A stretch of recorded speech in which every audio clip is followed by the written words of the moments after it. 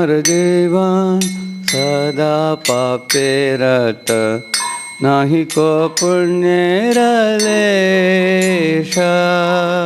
हमार सदा पापे रत,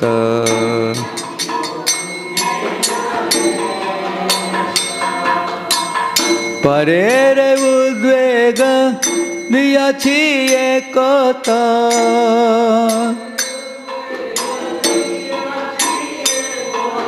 दियाछि जीवेर क्लेश।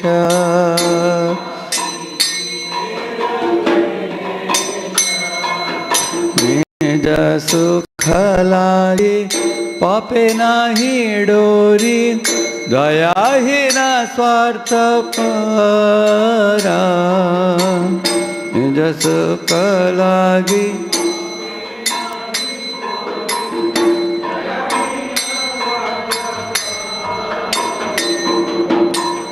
पर सुखे दुखी सदा मिथ्याभाषी।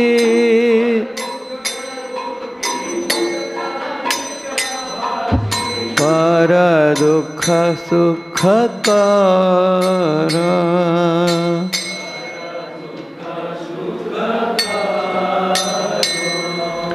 अशेष कामना हृदय माझे मोर, क्रोधे दंभ परायणा।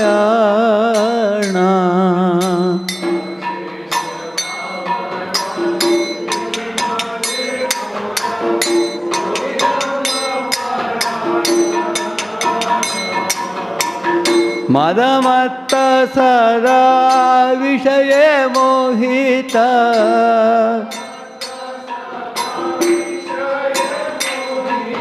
हिंसा गर्व विभूषण।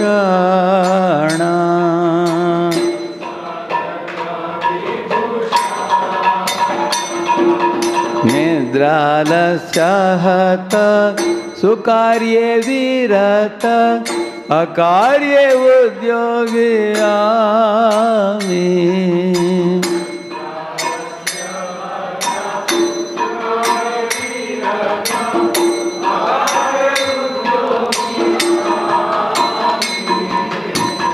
प्रतिष्ठा लागिया षट आचरण,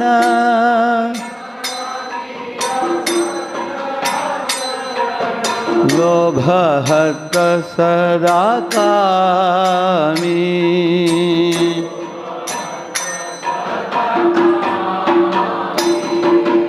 एहन दुर्जन सज्जन वर्जित, अपराधी निरंतरा।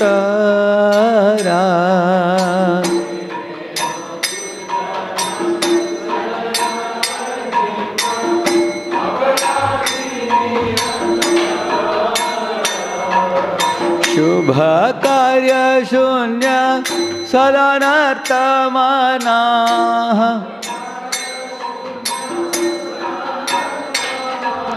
नाना दुखे जरजरा।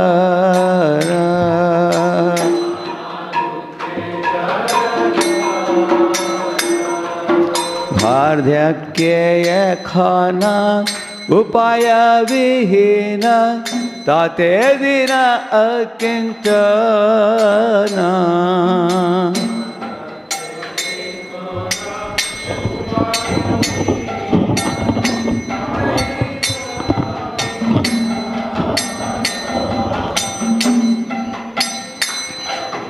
भक्ति विनोद प्रभुर चरणे,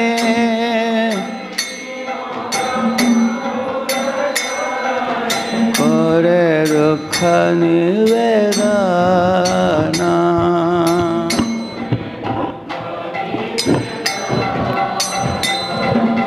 हमार जीवन सदा पापे रत, नहीं को पुण्य रलेश। हमार जीवन सदा पापे रत, नहीं तो। हरे Krishna Hare Krishna, Krishna Krishna, Hare Hare, Hare Rama, Hare Rama, Rama Rama, Hare Hare, Hare Krishna, Hare Krishna.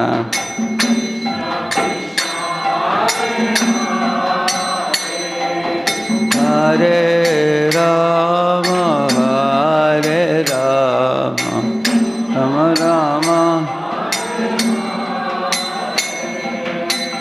Hare Krishna, Hare Krishna, Krishna Krishna, Hare Hare, Hare Rama, Hare Rama, Rama Rama, Hare Hare, Hare Krishna,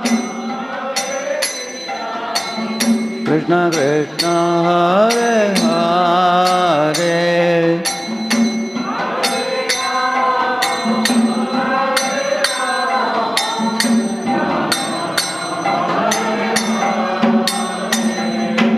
Amar Jivan Sada Pape Rata Nahi Ka Punya Radhesha.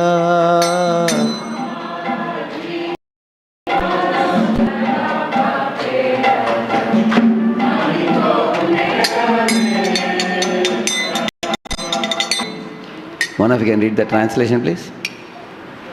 Where is the mic with you? Where is the mic?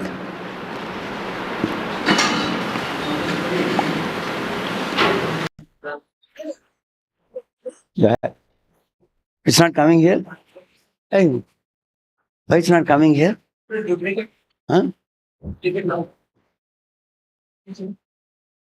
Duplicately corrected it.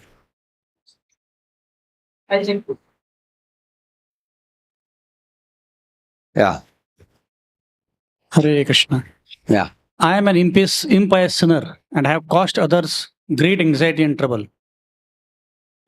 I have never hesitated to perform sinful act for my own enjoyment, devoid of all compassion, concerned only with my own selfish interests. I am remorseful seeing others happy. I am a perpetual liar, and the misery of others is a source of great pleasure for me.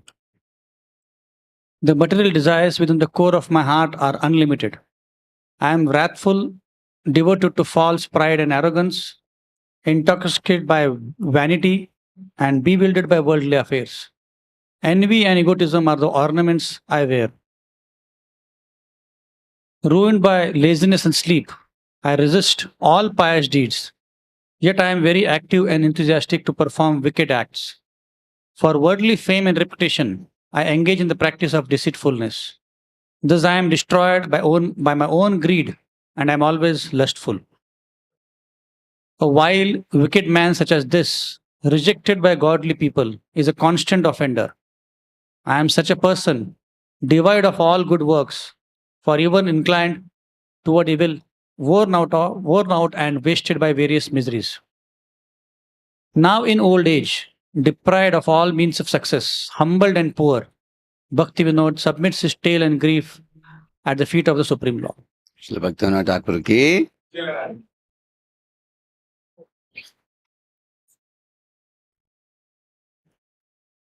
So like this, all the Vaishnava songs are available in PPT format. I will tell Shivaji Babu to share it with Advaita Kripa Prabhu. You can share it with all the devotees. Almost all the songs they have done like this. Nice PPT. No? So in your programs, if you use a PPT, people will enjoy more.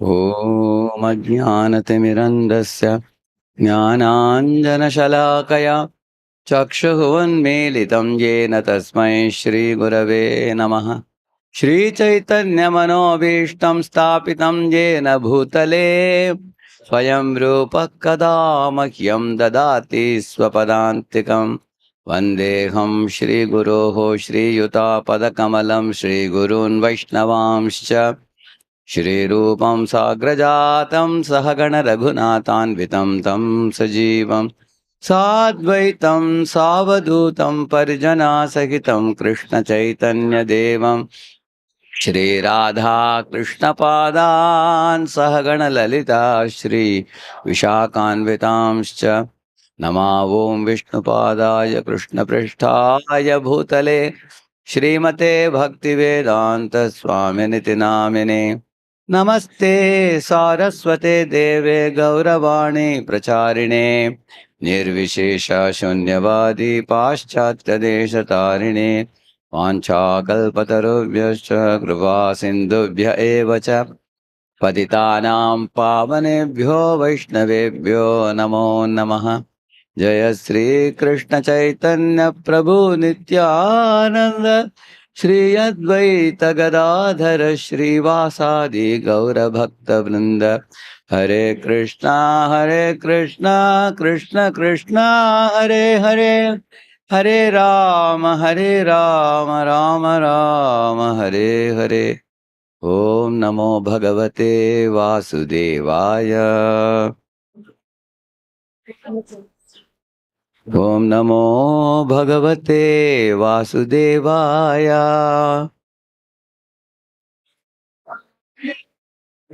Om Namo Bhagavate Vasudevaya Narayanam Namaskritya Naram Chaiva Narottamam Devim Saraswatim Vyasam Tato Jayam Udiraye Nashtaprayesha Bhadreshu Nityam Bhagavata Sevaya Bhagavatyuttama-shloke bhaktir-bhavati naishtiki Krishnaya Vasudevaya Devaki Nandanaya cha Nanda Gopa Kumaraya Govindaya Namo Namaha. Welcome all of you. The second session. I got all your activities done here. You can see the, oh sorry.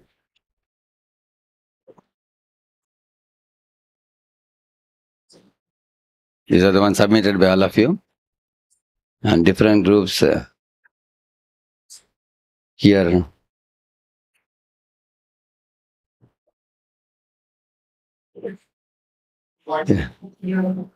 Voice is not clear. Fan. Yeah? Project. You have to make it sharp. And fans you don't want? Hare Krishna, Krishna Krishna, Hare Hare, Hare Rama, Rama Rama, Hare Hare. How is the sound now? Sound is good? Fan you can slow down, no need to put too fast. See, these are the groups I got. And so Amal Kirtan Prabhu, his group, his Her Grace Bhaktinidhi Mataji, Her Grace Jyotsna Vivedi Mataji, Her Grace Kalyani Radhika Mataji's group, then Her Grace Leela Radhika Mataji's group, Her Grace Manjula Ali Devi Mataji's group, and His Grace Panduranga Charan Prabhu. Who is Panduranga Charan Prabhu here? Okay. And His Grace Ramachandra Prabhu's group, His Grace Rasavigra Prabhu's group, and Roshni Mataji, and Her Grace Vaikuntha Vilasini Mataji, and Her Grace Yugala Prem Mataji. So, anybody's name I missed out here? Yes, Mataji. Sita. Oh, okay. Both of you are in the same. Okay, and then? Vamshikapal Prabhu's thing has come already. I think you typed in the mail only, I think. Correct, no? Okay. I'm supposed to cut and paste and put it here. I will do that. Yeah. Atman Prabhu. I think I answered also back. Yeah. Because that was the first one which I got. That was a very nice one, it is. So, I just want to show that as a... What is the name you had put in that file name?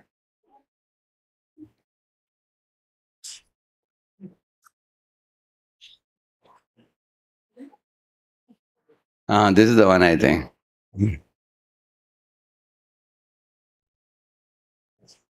I wanted to show that as a...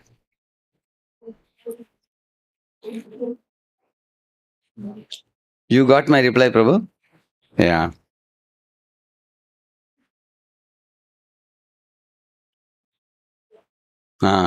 See, I'm just showing this as a sample for all of you. This is the way I'm planning to respond to all the groups. You write your this thing. Correct, na, Prabhu? This is your group. See, I have inserted answers here. Similarly, I will see your responses. This is one of the best responses.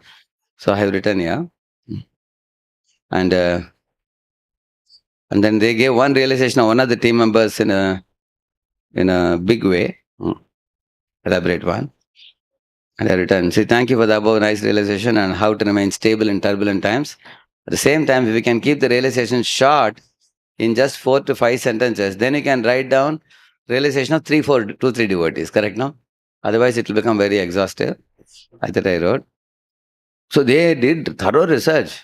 See here, after going to the above skit, they have written in spiritual, what happened to Rabi, what mistakes he did.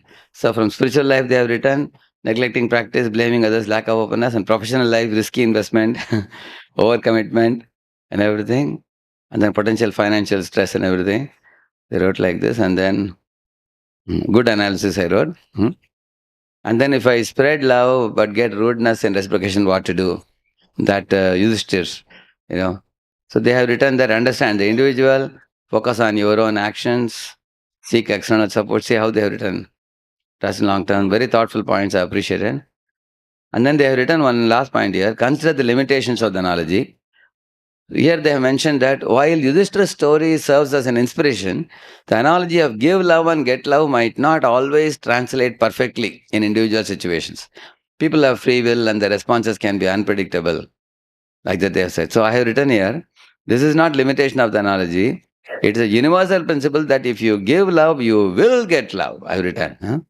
Only thing is, it may come from either the same person or from someone else or someone else, but it will come.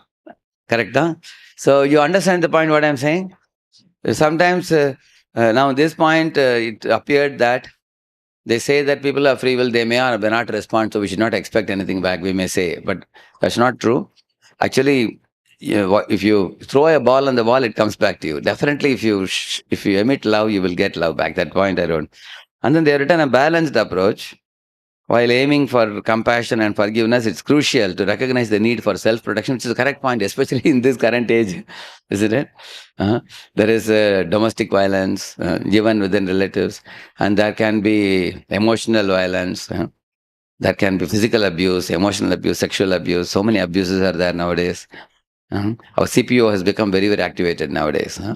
Even in relation to children, in relation to spouses, in relation to, working in an office, everything. So self-protection is definitely necessary. Setting boundaries and taking necessary steps to avoid further exploitation might be necessary, like that he says. They written. What I wrote here, you see, the above answer, one of you can read it, but you can read it, give the mic to him. That group was one of the most exhaustive research these people have done.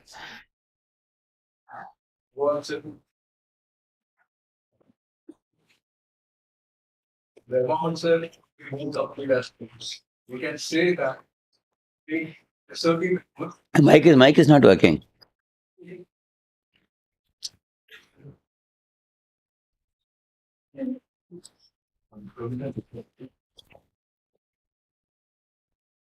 The above answer could be more complete as follows. We can say that one should take assertive approach instead of passive approach.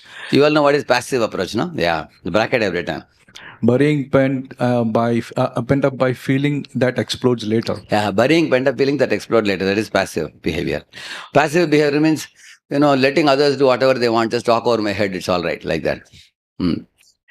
Or aggressive approach that produces heart-burning or exploitation. Pandavas headed by Yudhishthira, never offended anyone, but always defended themselves to their best ability and then depended on Krishna's plan, accepting it as ultimate destiny. Thus, we can do our best assertively and let Krishna do the rest. You're all clear about this? That means we have the right to defend ourselves.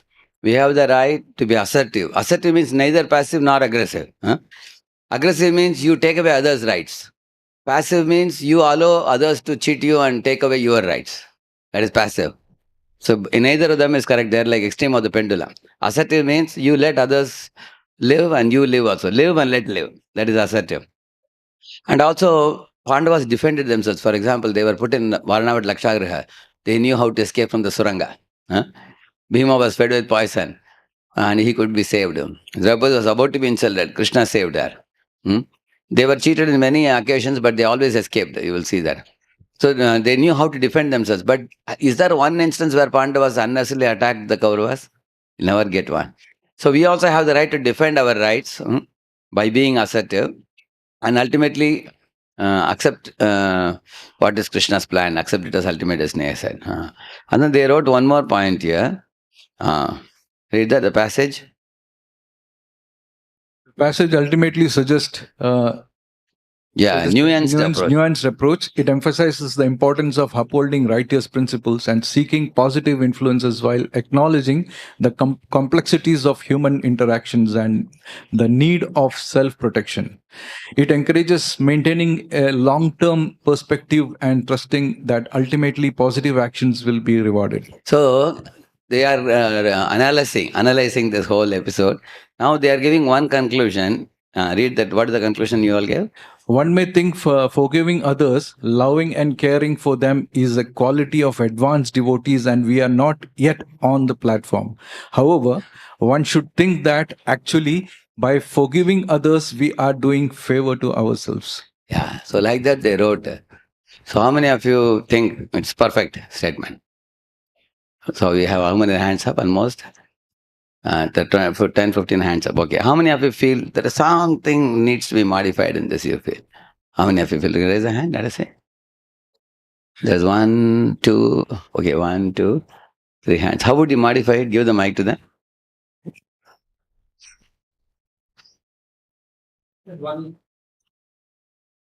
Says one may think forgiving others, loving and caring for them is the quality of advanced devotees.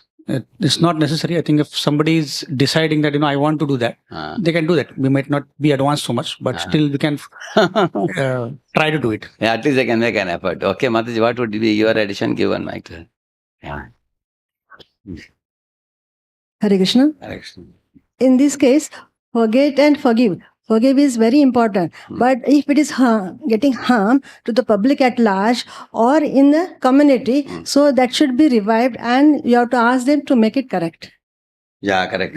Certainly they have to be rectified. We can't allow them to cause violence to individual or community also. You have to analyze it. You have to Whether analyze that it. person is right or wrong.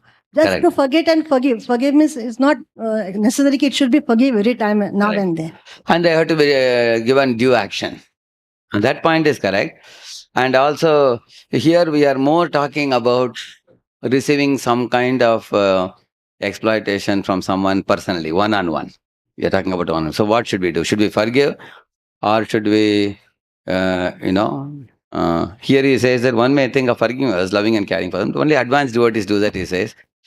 And one should think that actually we are forgiving others, we are doing favor. Like that one can think, he says. So actually, it's not that all actions are forgivable. It's not like that. There are some actions which are punishable also.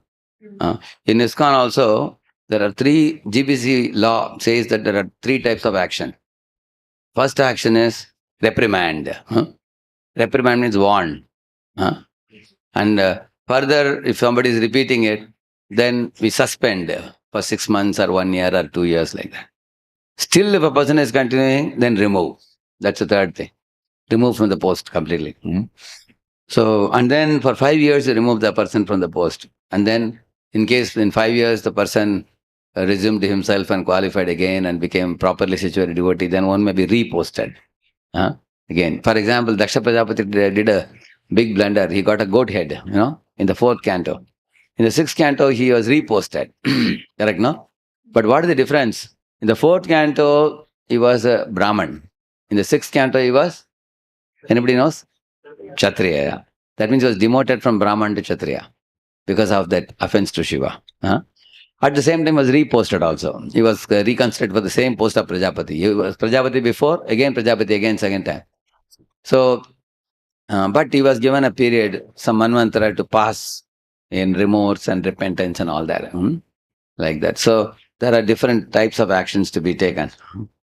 At the same time, if somebody personally spoke something about me or somebody little bit trouble they caused me, I can forgive. Not that only advanced devotees can forgive. So I wrote like this. See what I have written? Read it. Who has the mic with you?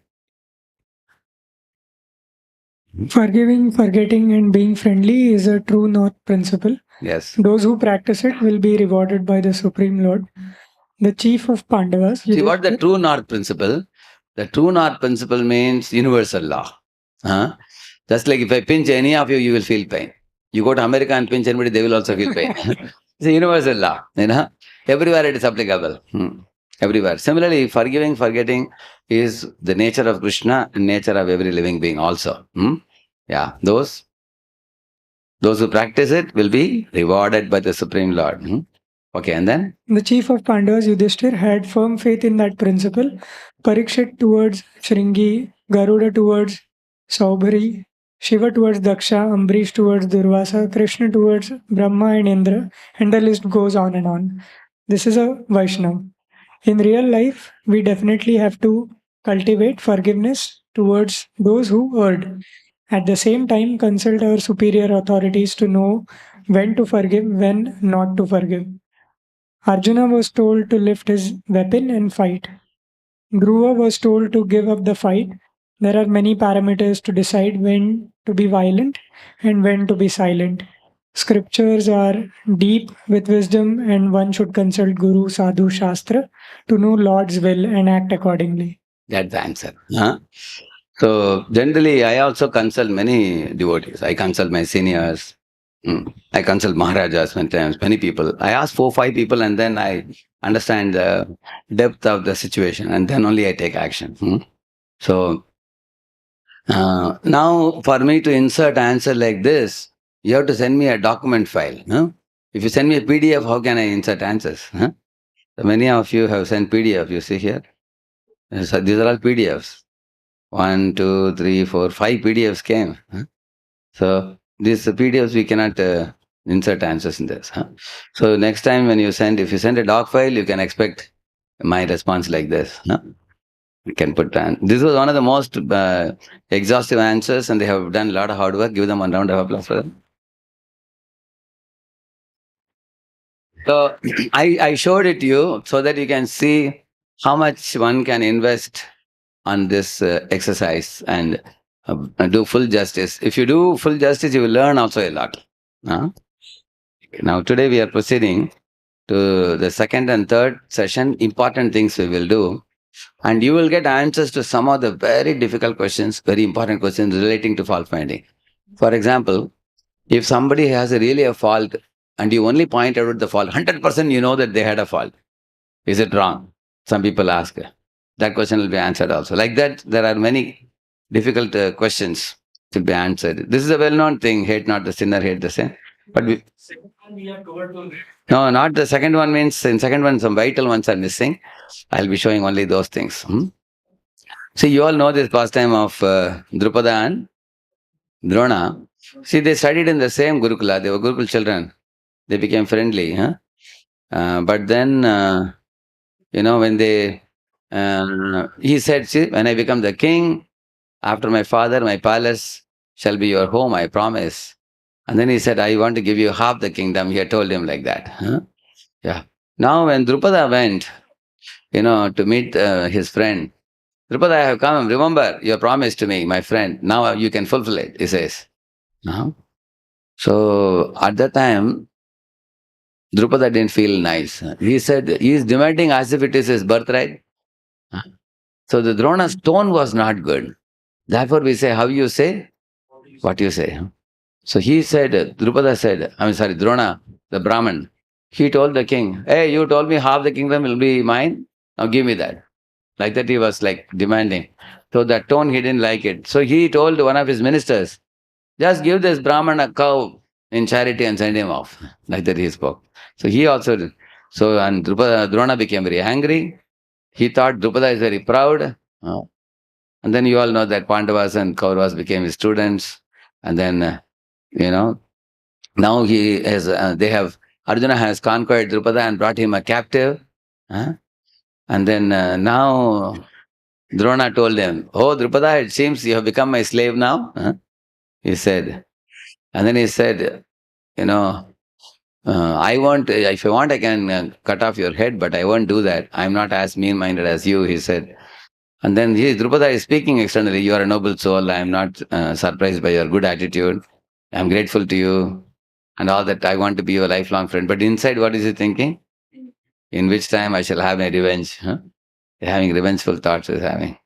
And then you all know that Draupadi and Drishtadyumna were born, and then Drishtadyumna became the cause of the death of Drona. Yeah. And then, yeah, even Ashwatthama later on killed Drishtadyumna to take revenge. He also took. So here are some lessons. Please read the lessons, please. Drona was insensitive in his expectations from old friend and expected sensitivity and loving reciprocation. We often undermine our role in the pain that we experience. When we experience some pain due to somebody's strong speech towards us, we fail to see our contribution in that deal. Like many times we hurt others, and then when they speak back, then we get hurt. But when they hurt us, we only think the total responsibility of that hurt is they. We think like that. We fail to see our contribution in that. That's the point. Like now, Drona was thinking, how can Drupada be cruel to me? But he doesn't realize that his own behavior was erratic. That's the point. Then? A hurt heart wants to hurt back. A hurt heart wants to hurt back. Yeah.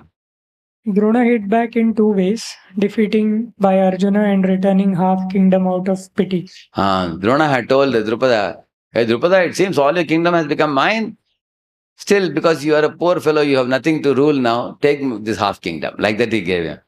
So then he got really, because his sarcastic speeches are very piercing, very, very painful. So that kind of behavior is very bad. So, and also being defeated by Arjuna, he felt kind of wanting to take revenge. And then? Both forgot to stay human. They both forgot to stay human, means they were not sensitive towards each other anymore. So they found fault with one another. First, Drona did a mistake in his speech, so he found fault in the king Drupada. Then Drupada found fault in Drona. Then Drona found fault back, to the point of becoming physical and physically violent. See that. On the other hand, you can see here, Indra committed a very big crime. Sending the Samvartaka clouds and pouring down such heavy rains to such a degree that he understood his mistake. He is going and placing the crown at the lotus feet of Krishna and saying, "Here is my crown, Krishna, I resign from my post." So Krishna forgave Indra, you all know that. But he rectifies his mastership mentality. So, see here, after the Govardhan Leela was over, Krishna sent away all the Vijbasis. Then he came to a secluded place, it is said. Why? Because Krishna didn't want to deal with Indra publicly, because he'll be publicly humiliated. Therefore, it is said, chastise in private and glorify in public, it is said. So Krishna follows that law, you see. See, now Krishna is waiting, Indra is coming now. See, Krishna is watching. He knows Indra is coming, but see, again he has turned away his eyes. He wants to show that I am not very eager to welcome you. I am unhappy with you. So Indra is also putting his head down and coming. And he gets a little scolding from Krishna also. Yeah. Pita gurustvam jagatam adhisho duratyaya kala upata dandaha hitaya checha tanubhi samihase manam vidhunman jagadisha maninam. See, Indra is telling, Jagadisha Maninam. Some people like me, he says about himself, we Isha Maninam, we consider ourselves to be the supreme controller. Jagad Isha Maninam. Like that. But what are you doing, Krishna? Within one. you cleanse that impure mentality in us. That pride, manam. That pride, you cleanse such a pride. And you are such a wonderful personality. You are like a pita, you are like a father, and you are like a spiritual master, guru also. Why he is calling him like that? If you are just a controller, you would have humiliated me thoroughly in the public. But as a father and spiritual master wants to see the disciple or the son succeed in life, no father or guru will want to see the disciple suffer and go to hell. They'll want to see them succeed. So therefore, instead of humiliating me in the public, you just lifted the Govardhan hill and protected the Vijayvasis, and now you're dealing with me separately and you are purifying my false ego. So he's saying that, you are very merciful father and guru. Here Sridhar Swami is saying that Indra and Krishna are having a heart-to-heart exchange, you see. Now, Shri Shuka Uvacha Evam Sankirtita Krishno Maghona Bhagavanamam Mega Gambhiraya Vacha Prahasanyidam Abravit. See, after Indra praised Krishna, Indra's praise for Krishna is called Sankirtita. He did Sankirtana of Krishna, he glorified Krishna. Maghona, by Indra, glorifying Bhagavan. Then, Mega Gambhiraya Vacha means Krishna spoke like a rumbling cloud, in a grave voice. And he also had a mild smile in his mouth. And then he spoke to Indra. Shri Bhagavan Vacha Mayate Kari Magavan Magabhango Nugrihnata Madanusmritaye Nityam Mattasyendra Shriya Brisham. Saying, Mayate Akari Magavan Makabhasango Anugrihnata. To show my mercy to you, I spoiled your sacrifice. He's saying. Because this every year sacrifice was making you become like a spoiled brat. You're becoming a spoiled child. So I took away the Makabhanga, means I stopped the sacrifice out of mercy upon you in order to bring down your false ego. Like that he says. And then Mad Anusmritaye Nityam Mattasyendra Shriya Brisham. Actually, in order to give my continued remembrance to my devotees, when one becomes very proud, I take away their opulences. So at that time, one becomes humble and they fall down on their hands and knees and they become humble. Mama Ishwarya Shrimadando Dandapanim Napashyati Tam Brahmshyami Sampadbhyo Yasya Chechamyanugraham. He's saying, Aishwarya Sri Madando, one becomes very infatuated by their opulences. Such a person becomes blind to see my rule. And they fail to see that I am standing with the danda in my hand next to them. They cannot see that. Because they become blinded. Because we say, when dust falls in the eyes, they become blinded.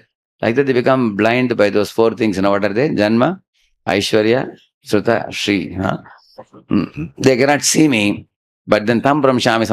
Then he says that in order to show them my anugraha, I punish them. He says, after hearing all these things, Indra is now keeping the mukut on the lotus feet of Krishna and saying, my dear Lord, at that time Indra was actually thinking that next moment Krishna is going to call Yamaraj. Send the Yamadutas, take this Indra to Yamaloka and beat him up. That's what he thought, because he has done such a severe offense to the Vijayvasis. He thought that after I resign from my post, I will be sent to hell. That's what he thought. But what, see, he's trembling now. And then, what Krishna spoke to him, see. Gamyatam shakra bhadram vaha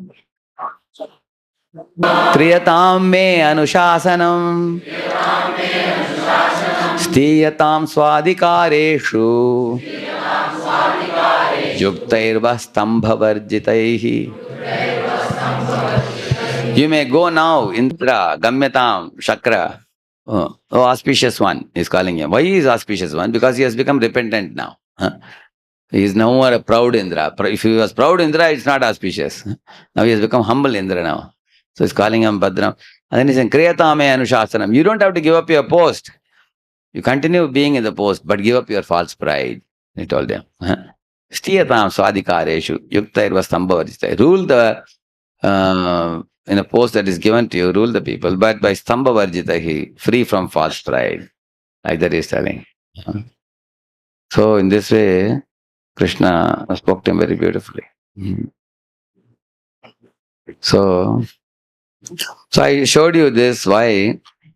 Because Krishna is not just a fault finder. He is a rectifier of faults also. If we find fault, then we have to rectify it, help people rectify it. Otherwise, finding fault is useless. This is another very important theme that is coming here. Hate not the sinner, hate the sin.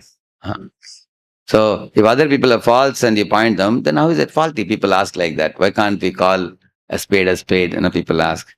So, why should we forgive? So, I have given 11 reasons why we should forgive others. Okay. One of you can read it. Is it big enough? Take the mic. Yeah. Because we wish to continue relationship with the one who has committed a mistake. Second, we recognize that we are recruiting devotees amongst conditioned souls. That means conditioned souls, you don't expect them to behave like pure devotees. Correct, no? If they behave, it's a surprise. Correct, no? They, even if they exhibit some good qualities, it's a very wonderful thing. Third, conditioned souls are not free from 4 defects and influenced by 3 gunas. Yeah. For example, if you come across a drunkard, do you expect him to speak properly? No. If he's a drunkard, you know that he's speaking in a drunken condition. You don't take that word seriously. Like that, when some conditioned soul is behaving in a certain way, you understand that he's drunken by 3 gunas. He's drunken in 3 gunas, drunken in the 4 defects. Therefore, they are behaving like what they are behaving. Especially counselors should be able to see the erratic behavior of the counselees and think deeply about ways to rectify it rather than delight in pointing faults. Yeah. Yes. Fourth, even we ourselves commit mistakes time to time, despite being perfectionists. So we say, to err is human, to forgive is divine. Divine, we say. Knowingly, unknowingly, we may also commit mistakes. I don't know amongst you all how many of you are perfectionists. You know it yourself. Perfectionist people are very strict people. They punish others and punish themselves also. They want to do everything pakka, as we say. They cannot tolerate any kind of lenience in doing anything. Generally, if you want to go for perfection from 90% to 100%, that is the same effort required to go from 50% to 90%. A lot of effort is required. So, you have to decide how much perfectionist you want to be. So, like some people, they will go to railway station half an hour before the train. Is there anybody here? How many of you go half an hour before? Amazing. It's a very good. How many of you generally end up in the station just about the train is about to leave? Correct. Correct. Isn't it? So in those days, I had one assistant who will land me up in the station exactly when the train is slowly moving. Then I would throw all the bag inside. Throw the bags inside, and then he will also jump. He'll tell me, you also jump in. And when I would shout at him, he would say, why are you shouting? We are inside the train now. So later on, what I did after that, I told him, I'll go half an hour before. You come whenever you want. Make sure you give the ticket to me. I'll keep the ticket with me. So then afterwards, I became cool-headed after that. My tension was gone because I am in the train and I have ticket with me. So actually, sometimes devotees can do things which can fully put you off. I had another assistant. He was very tired. 3-4 days I had dragged him for so many services. I was also running around and he was also very busy. And then we were leaving for out of Pune. So he was walking ahead of me. Then I was walking behind him. And I told him, railway station is very crowded. Let's go slowly. He said, no, bro, I'm damn tired. Let's go ahead. He was going ahead. So when I reached the platform 1, I lost him in the crowd. And I didn't find him. Whether he got into train or not, I don't know. Then I, taking my handbag and another luggage, I went in the train from the engine to the tail end. And I didn't find him anywhere. Then I thought he didn't get into the train. And the ticket is with him. In those days, there was no soft copy ticket. Hard copy. Then I went back and forth. I couldn't find anywhere. Till I thought, let me be in the train. Otherwise, train is moving now. And I didn't know the bogie number also. Then again, when I was searching second time, third time, then I found him in one of the berths he was getting up. He was in the berth, covering the blanket and sleeping. Then he took out the blanket and got up. I saw him. Thank God, at least I saw him now. So how many of you think will become angry in that situation? Yeah. Correct, no? So, but I couldn't become angry because he cooks for me regularly. If I fire him when I come back, next time he will not come with me. So, why I am saying, if you are going to be too much perfectionist, you may lose the relationship. No? Go ahead, next one. Fifth, we need to learn acceptance in life if we want to go on with life. Otherwise, things become difficult. Yeah, some amount of acceptance.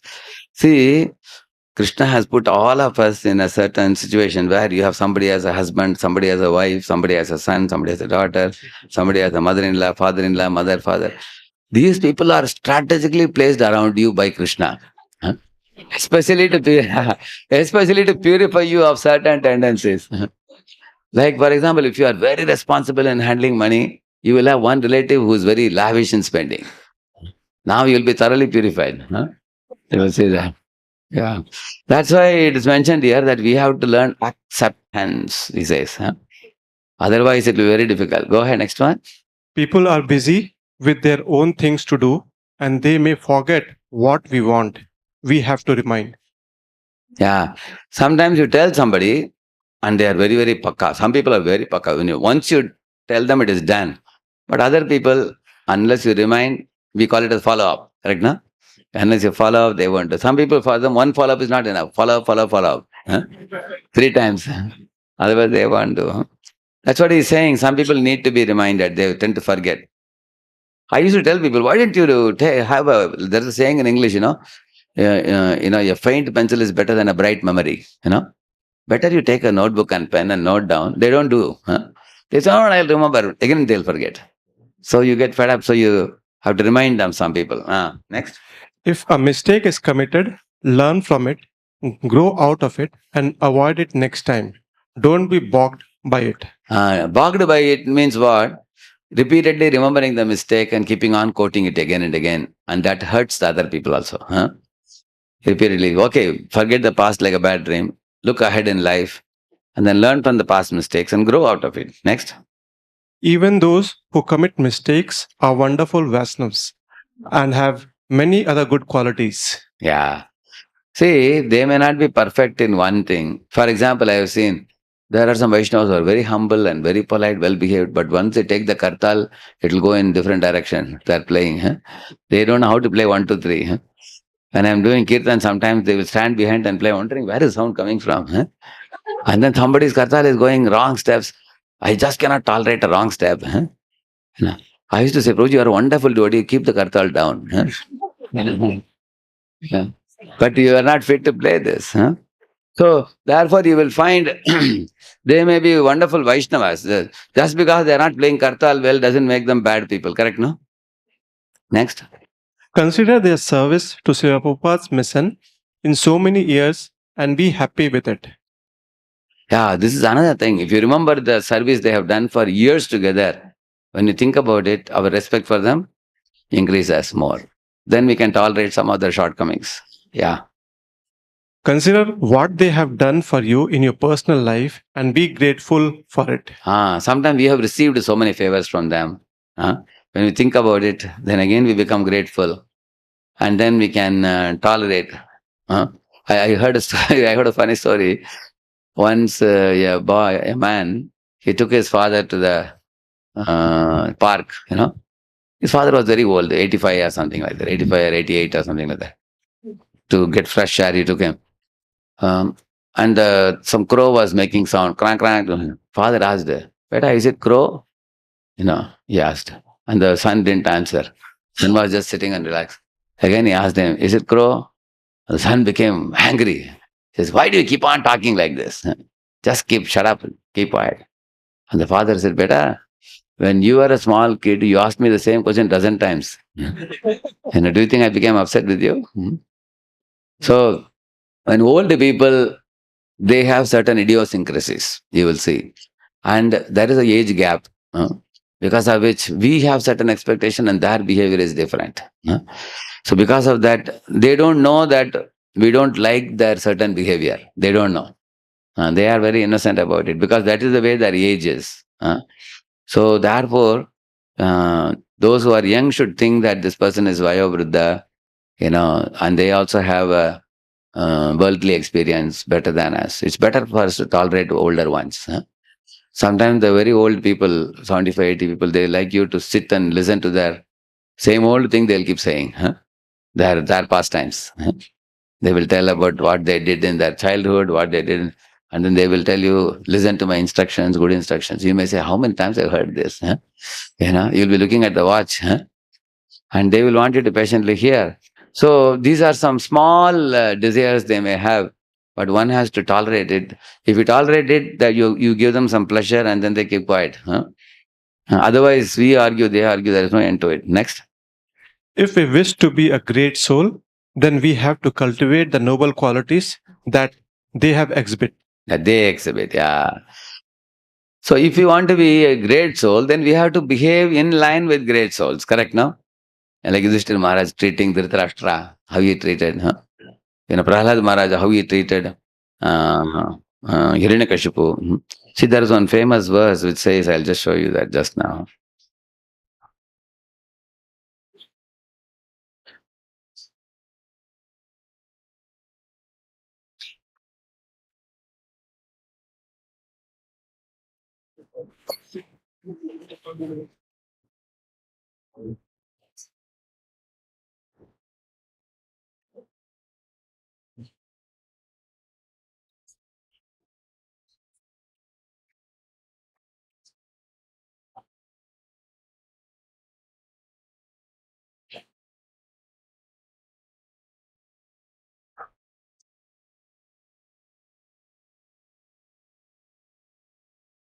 Yeah, this is a very important verse. You all can repeat this. Yat prasadat idam vishwam prasidati yadatmakam sasvadrik bhagavan yasya toshyate ananyaya drisha. Please the translation. Because of the mercy of the soul of the universe towards Prahlada, the whole universe is pleased with him. The Lord, who sees only his devotees with affection, is satisfied with the devotee whose intelligence is directed only to the Lord. Sa vai mahabhagavato mahatma mahanubhavo mahatamahishtaha pravriddha bhaktya hyanubhavitashaye Nivesha vaikuntamimam vihasyati. Yeah, translation. Being a great devotee with great determination, the best among those on the level of prema, he will enter Vaikuntha with the mind full of realization by intense bhakti and give up this material world. Yeah. Alampata Shiladaro Gunakaro Rishta Pararidya Vyatito Dukkiteshu Abhuta Shatrur Jagata Shokaharta Naidagikam Tapami Godu Rajaha. Yeah. He will be without greed, of good nature, the source of all good qualities. He will be joyful on seeing others' prosperity and will suffer on seeing their suffering. He will have no enemy and will deliver the universe from sorrow, just as the moon gives relief from the summer heat. Real behavior of Prahlada. Alampata, he will be without greed. Shiladaro, full of good nature. Gunakaro, ocean of good qualities. Krishna Pararidya. Betito Dukkiteshu. When he sees others' happiness, he'll be happy. And when he sees others suffering, he will suffer. As it says. So, in this way, it is said that there is one of the verses is not given here. That verse says that the saintly persons, when they see Prahlad's behavior, there is one behavior the saintly persons admire the most in Prahlad. That is, praying for the one who has, made even an assassination attempt on him. Like, how, just like a chandan tree, if you take an axe and hit it, it will render the tip fragrant. It is said, Mukam Surabeti Kutarasya. It is said that that is the nature of the sandalwood tree. Prahlad is like that, it is said. So, if we want to be a great soul, you have to also study the character and life of great souls. So, actually, I wrote a poem when once I was frustrated as a manager in Kunjiberi temple. So, of course, this is for my solace I wrote. You would like to, the meter is very simple meter. Krishna is the supreme emperor of all sweetness. Everybody is singing the same meter. Krishna is the supreme emperor of all sweetness. Shri Radha is his intimate and beloved sweetheart. Lord Chaitanya is Krishna with Radha's loving mood. Then how can we deliver cruel or bitter goods? We are not Yamaraj to chastise the sinful. We are Srila Prabhupada's dog to serve his mission and people. We are dealing with Krishna's servants, however sinful they may be. Let's do it with care and caution, with no offenses or malice. If punishments do not purify and transform a sinner's heart, but it pains him and makes him pretentious in his behavior and speech, with bitterness for his superiors and fear of shrewd authority, what good would we attain? The relation has lost its sanctity. You understand this? Actually, if we treat people hard and they become pretentious, or superficially they show good behavior, that means the relationship has lost its sanctity. To hate the sin and love the sinner is the prerequisite for a punishment awarded. Pride and arrogance, wrath and revenge disqualify one from being a Vaishnava leader. Pray to the Supreme Lord and beg Him for right wisdom. Seek the shelter of Guru for spiritual strength and mercy. With humility at heart and good wishes for the sinner, approach the issue prayerfully with Guru, Sadhu and Shastra. So, I had written this poem and sent to some brahmachari, and then somehow it went to Bombay, it went to Radha Gopinath Prabhu, and then I don't know, it went to His Holiness Giriraj Swami's email. I don't know how it went to him, but I got one appreciation letter from Maharaj. Radheshyam, I like the poem very much. So, but you got the meaning, isn't it? So, but sometimes when you write a poem, you can become free from your stress. As a manager, you have to face many times, many challenges. Yeah. So, this is a very interesting statement, you see. Every saint had a past and every sinner has a future. Why is it said here? Who is a saint who had a past? If you see Mrigari, for example, now he's a saint now, but he had a bad past. And every sinner like Ajamila, he will have a bright future when he goes to Haridwar. Correct, no? In 12 years, Vaikuntha plane will take him. So in this way, every sinner had a bad past. Every saint had a bad past. And then every sinner now may have a bright future, which means people do reform. That's the main point. Don't think people will never change. Who says people can never change? Out of those 8 categories we read last time.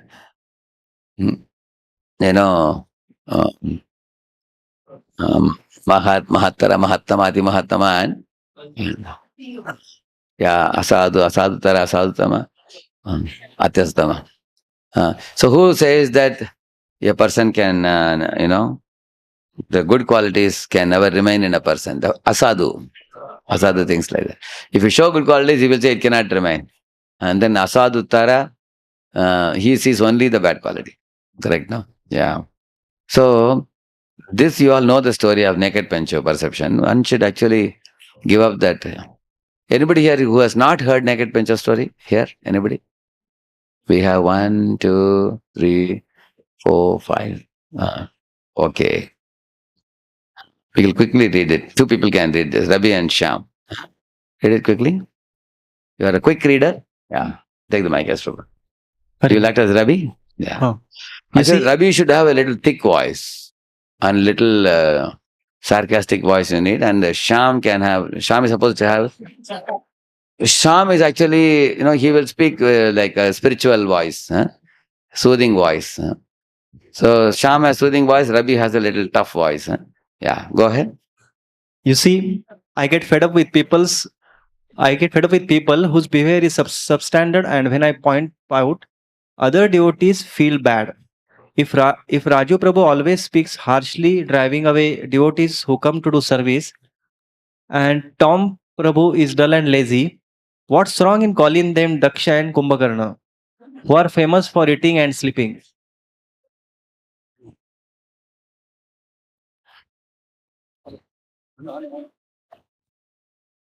This is called labeling or name calling. Okay, whatever it be, if it is a fact, what's wrong in declaring it? They will get hurt if they come to know that you said about them like that, and they will be discouraged in their spiritual life. How will it help them to improve and grow in life? Our talks and dealing should be aimed at uplifting others, not pushing down others, Ravi Prabhu. But sometimes we have to talk about such matters to save others from imitating such wrong behavior. Also, we have to consider these things, Prabhu, while deciding someone for some service. That may be, but we have to see them compassionately, not delight in seeing their shortcomings. That's okay, Sham Prabhu. Whatever way you see, faults are glaringly visible in people. It's undeniable. Still, we should know people do change over years. A lazy devotee may become a brisk devotee. A harsh devotee can become a soft devotee. All this happens by mercy of Guru and Krishna and by their sincere chanting to cleanse their heart. Sanatana Goswami cites the example of how bell metal is transformed into gold by dipping it in an alchemy solution. Similarly, a devotee becomes transformed when his heart is cleansed by holy name. So, if we label anyone as defective and later they have become changed, then we will be offending them. Do you understand, Rabi? Really? Like I have seen how late waking Tom has started rising at 3:30 a.m. nowadays. Hopefully, he may continue being so brisk for all time to come. Only we have to wait and watch. By Krishna consciousness, people can change their behavior, attitude, thinking, and become powerfully empowered by Guru and Krishna to do wonders beyond our imagination. Therefore, it is best for us to not think that a devotee with some weakness will remain the same. It reminds me of the naked Pencho story that Bhakti Siddhanta Saraswati Thakur speaks. What is that new story that I have never heard, Prabhu? One small village kid named Pencho used to roam around naked in childhood. Later, he grew up, went to city, then to London, did barrister, returned to India, and became a high court magistrate. When news reached his village, the old people laughed and said, "How can our naked Pencho become so big? They must be speaking lies, or he may be doing job for free without payment." This is called fixed wrong perception. Mrigari, who carefully moved ants aside while doing obeisances to his guru, had a bad past, and sinful Ajamila had a bright future that awaited him ahead. Therefore, it is best not to pin down anyone for faults. Also, only Guru or any spiritual guardian whose heart is filled with compassion for his disciple can point out faults in disciple. So who can find fault with disciple? Or anyone whose heart is filled with compassion for the mentee or somebody. Huh? Yeah. That means only if you can look at somebody with a compassionate outlook, then you can find fault. Huh? Because you are in a mood to help them. Like a mother looks at a toddler child, huh? Then she can help the child. She is not going to delight in seeing the child fall to ground. Huh? Yeah. What you say seems to be perfect, Shyam Prabhu. Because Ajamil, whose heart was filled with lust, became so totally transformed after darshan of Vishnu Dutas that his heart became filled with determination to go to Haridwar and surrender to Lord Vishnu. Eventually, he was carried back to Vaikuntha in a Vaikuntha airplane. Thank you for your valuable Updesh, Shyam Prabhu. I only shared. Mike, in the mic. I only shared with you some of my inspirations in the mood of a friend. I also got to learn nice things by your valuable inputs in our discussion, Rabi Prabhu. Hari Bol. Read the quiz. What could we all do if we wish to remove our perceptions about others, which we have formed for many long years? Give some practical tips. Now you all can answer now. If you have some perception about somebody, how can you, remove those perceptions? Anybody? Yes, Prabhu. Give the mic.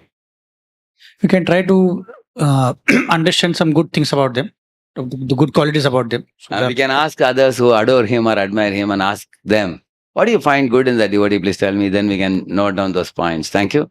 This side will take back and forth. You have mic here? Yeah, please give the mic to her. Where is the mic? One mic. Yeah. Yeah.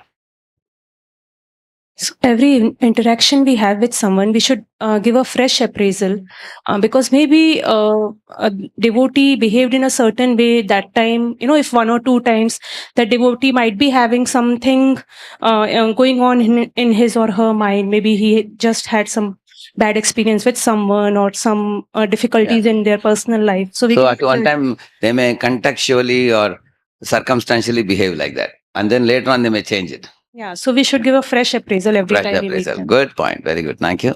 And then S1, where's the mic? One mic here, one mic there. Rasika Prabhu. Mic. You have to understand that people change over years, Yes. and especially when they are fixed up in Krishna consciousness. Correct. If they become fixed up, many of the anarthas go away. Just like in the chula also, if the fire increases, smoke goes away. So we may not take that into account. Huh? If the advancing devotee gets rid of so many anarthas, which were there in earlier years. Thank you. One more hand was up. Yes, Maji. Yeah. Just remaining patient and tolerating the situation, over the period of time, we can see the devotees are changed. Yeah. So her point is be patient, be tolerant. Don't expect people to change overnight. Correct, no? Because it takes time. You all heard about the story of this. There is one bamboo in China. My Guru Maharaj used to say, 5 years you water, nothing will grow out. So you keep on watering. After 5 years, within 3 weeks, I heard it grows like almost like several feet high. It's like 5 feet or 6 feet high. It grows. So how does it do? If you see below the ground, it is growing roots. When you keep on watering, it just keeps on growing the roots, and then after it becomes thick root, then only it grows out. That's the type of bamboo they have. Similarly, what she's saying is, by your patience and tolerance, people become very affectionate to you, and then they want to please you, and they eventually will, due to respect for you, they may agree to change after some period of time. People do change. Thank you. Yes, Prabhu? We have to remind ourselves also that 5 or 10 years back, I was in the same situation, or I was doing or practicing same what this person is doing. Correct. So that changes our attitude. And that is one thing we very comfortably forget in our life. We always think what others should be doing. We never think about how I was before. Very good point. Thank you. Yes, Maji, please give the mic to her. One mic. The mic is coming here. Yeah. Hare Krishna, Prabhuji. Also, when devotees tell about other devotees, we should not have their perception loaded onto our whatever we are thinking. Sometimes Don't borrow perceptions. Yeah, don't borrow perceptions. So that because their perception may be colored by their relationship with them. Correct, no? Because they have a certain problem in the relationship, and they are superimposing some perception on you, which you don't have to take it seriously. That's true. Yeah. Thank you. Yes, Prabhu. Mike, yeah. Yeah, Hare Krishna Prabhuji. One thing is that we can always show a good behavior with them without reminding them there about that our perceptions. But the one thing is that like doing good, like good seva, remembering their what they have contributed, how they have done the good seva during that time, and then with them also we do a good services, then it will change their behavior. Yeah, actually, one of the things that Prabhuji is saying, whatever you appreciate, appreciates. They say, there's a saying in English. If you appreciate one small good quality in them, that actually increases over time. Just like Hanuman was praised by Jambavan, then Hanuman got a lot of power by that. In the same manner, when you deal with people, rather than looking at the weaker side, because if you keep reminding of the weaker side, they actually become weak. Instead of that, try to see the brighter side and appreciate them. Thank you. One hand was up here. Who else? Then there is one hand there behind Prabhuji. Yeah, there are two hands up. Yeah. Yeah, you can finish, Prabhu. You have an answer. Okay. So, Prabhu, we need to understand that if to remove the perception, we need to understand first that the perceptions are also conditioned. So, we need to understand that. Then and then only we would be able to think that we would be able to remove those perception. These are conditioned perception. Actually, because we are also not pure devotees, our outlook of the devotee may not be perfect. Because the pure devotee sees every soul as a pure part and parcel of Krishna. We are not able to see like that. So therefore, we should not be too proud of our perceptions. And we can't be sure that our perceptions are perfect. Good point. Thank you. Yes, yes.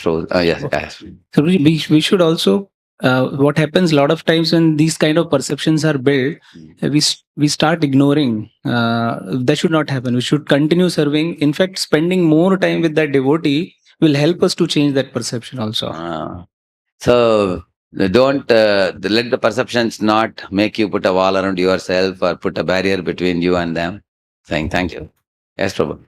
Yeah, Hare Krishna Prabhu. So before I came to ISKCON, so in the college days, I used to explore a lot about devotees in ISKCON. So I had a certain perception about a GBC and Guru. So because reading on internet. So when I started to serve him, then I got to know more about him, and then the perception changed. Correct. And similarly, regarding one senior devotee who is our zonal secretary. So I have heard a lot about so many devotees saying so many things. But gradually, when I started to work with him, then I realized his mood, and then I understood why people are misunderstanding, because they're not spending time with him and not understanding the mood from where he's coming from. Correct. Wonderful. Thank you. Very good point. You see, once somebody came to me and asked, Prabhu, I heard that in Pune, training is very heavy duty training. And then they said, Prabhu, I heard that Ekadashi, everybody does Nirjal here. And he said, and everybody chants 3 lakh names on Ekadashi day. And the kitchen is locked with a big lock. I was very surprised. Later on, I told Gaurang Prabhu, hey, Gaurang Prabhu, one person came and asked me about Pune like this. And Gaurang Prabhu, when he came here, he went to kitchen, he saw there were so many varieties of prasad here. There are 7 different varieties in the morning. If you want only ragi, you take ragi, or you take only, non-spicy sabji, and so many things are there. So Gaurang Prabhu said, hey, Radheshyam, don't worry, this is all branding, he said. I asked, what is branding? He said, many times, most of the people know about our temples or about us based on what they've heard from others. If somebody puts a perception, based on the perception, people have so many notions about us. Notions, perceptions, ideas. So, and those perceptions are often exaggerated. Like when I was walking in Giriraj Parikrama, I was going, somebody came and caught hold of my shoulder very tightly, trying to look around, who is that? And that person was tightly catching me, not leaving me. Then I turned around and saw he was wearing a cooling glass. Then I looked up and down, it was Bibi Govind Swami Maharaj. Yeah. He said, hey Radheshyam, I heard from people that you have 50,000 youths in Pune. He was asking. I said, 50,000? So, Maharaj, it is true that we have sometimes 1,000 youths may come during vacation, but you don't have 50,000, I told them. Huh? So, but Maharaj, that's what fell in my ears. Somebody told me he was telling. So, you will see always good and bad, both of them get exaggerated. That's the world we are living in. Huh? So, therefore, you don't have to take such things which come from the Chinese whisper too seriously. Huh? Yeah, yes, there was one more hand up. Yes. Hare Krishna, Prabhuji. Prabhuji, the other thing is that meditating on the past times from the previous acharyas, like I heard like one of the past time when the senior disciple went to Srila Prabhupada talking about the one devotee was very crazy and all that. So Prabhupada said that don't touch him, do what he's doing, and gradually that devotee become a pure devotee. So meditating on the past times of the acharyas, that also helps us to change our perception.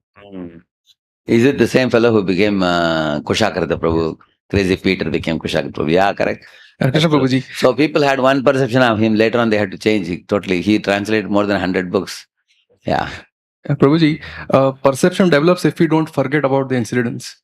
Once I was walking and I told my wife that I don't remember the roads that I go often. Then she told, it's good for you. It's dine dine navam navam. You don't remember anything. That is good. So perception only is about forgetting, Prabhuji. Very true. Thank you. One last, anybody? Okay. Give the mic to her. We were dwelling on this because a very important theme it is, perception. Yes. Yeah. Is it on? Prabhuji, sometimes even generalize a particular, devotee from a temple. Say, for example, when I had gone to Delhi, it was generalized that because Radheshyam Prabhu is a pure devotee, the whole temple is a pure devotee as such. So when sometimes we generalize also a particular, person who has come from that particular area or center. We have the image about a temple. Yes. For example, generally, people think that every temple has some, that's what Gauranga Prabhu calls it as branding. He calls it. Like you will see in every temple, all types of people are there in every community. But people generally brand it based on what is very much being promoted in a particular place. Like Chowpatty Temple means is known for community building and love and care. It's known for that. Similarly, every community stands for something. Some temples stands for missionary activities. Some temples stands for book distribution. Some temples stands for. It may be true that it is very prominent there, but there are also many other shades of things also existing. So you cannot call a person because you are coming from this temple. You should be doing only this. You can't label a person. I can tell you one true story. I'll tell you. One boy, he went to. He was going to Bombay. So I told him, Ari, you are very fortunate. Today happens to be the Prerna festival in Chowpatty Temple. You should go. Morning you are leaving now, so finish your business. And then evening you go for the festival. Tomorrow you can come back. So this fellow went for the festival and then next day he wrote a mail to me. And a mail full of tears. Practically one or 2 page long mail. The mail was saying that, Prabhu, you told me to go to the temple. That's the first time I'm going to the temple. And I was standing near the door. People are bringing one very big patela of halwa from the kitchen. And as soon as they brought it, I was standing near the door. There were 2 saffron brahmacharis were carrying that big halwa this thing, patela. And they saw me and said, Hajja! Like that they said. And I was shocked. Hajja, he told me. Yeah. And I heard that it's a very beautiful temple, wonderful temple. So I didn't even attend the program. I left the temple and I came back. Prabhuji, I am very sorry. I couldn't follow your instruction. I didn't attend the program because even whole night I couldn't sleep. Hajja was coming in there. Like that he wrote. Then after that, then I told him, 2 weeks later, again he had to go for his company job. This time I told him, this time he'll have a good experience. You definitely go. Then we called up Chowpatty Temple and told brahmacharis his previous experience. I told somebody told him, Hajja, please kindly take care of this fellow. He's a good boy. So this time he went, they were waiting at the gate for him. They know how to care for people. They took him and they gave Rajabhog, one fellow gave sweet rice, one fellow gave rabadi and everything. Was fed. Then again he wrote another tearful mail. This was Yeah. Prabhuji, there is no temple in ISKCON like this. You know? See, for most people, their perception of ISKCON is based on the experience they had with the devotee.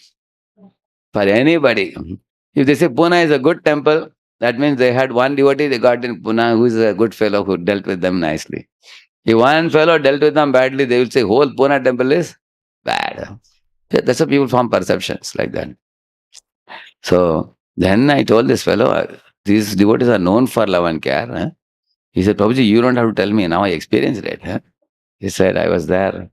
So he changed his perception, diametrically opposite perception he changed. That means with proper, even all of us, people have perception about us also. How can we change people's perceptions about us? Who can say? Now, till now, we were discussing about how not to have perceptions about others. Or people have perceptions about ourselves. They think, this fellow is like this only, people. So, here is the hand. You give the mic to her. Yeah.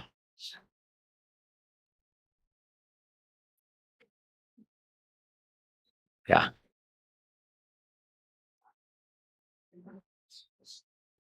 Just changing our behavior will help us to change their perspective, perception. But how do we change our behavior? It's not, it doesn't appear to be so easy, no? Yes, it needs practice. Gradually, we have to. It needs practice. Start with making an effort. But as Mataji said, we should try to change our behavior. Before we change our behavior, we have to admit that we need to improve, which is the most difficult thing. One psychiatrist told me, he said 75% of the problem in dealing with mental patients is we have to make them admit that yes, they do have a problem and they should take medicine. But he said 70% of the guys never admit. They say, who said I have this problem? Huh? If, for example, you say, Mataji, somebody says you are a little angry. Hey, who said I am angry? Then how can you correct that person? Huh? If they say that, oh, really? Somebody said I am angry? Okay, I'll try to work on it. When did they have that experience of me? I will be more careful. Then if we are willing to change, then what she said is possible. Then we can practice a change. Thank you. One more hand was up. Yes.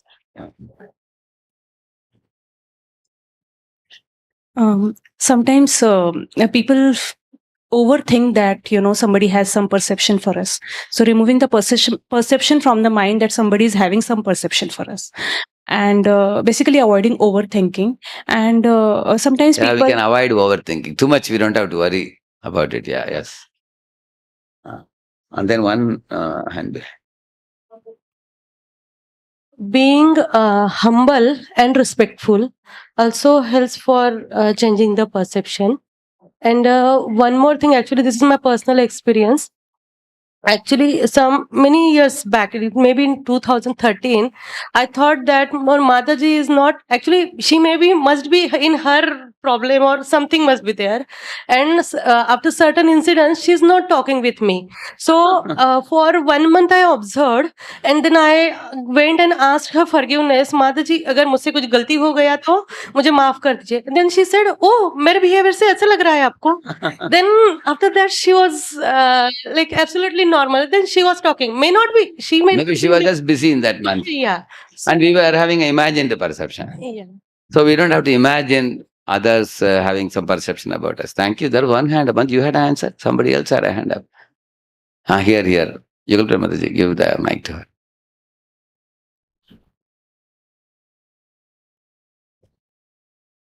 Yeah, as you rightly mentioned, Prabhuji, the acceptance itself is a problem for many of us. So actually, we have observed that if people at any level, leaders, devotees, juniors, equals, at our level, if we accept that it's fine that people could have a perception about us, and if we are ready to accept those perceptions and work upon it, half of the problems reduce then and there.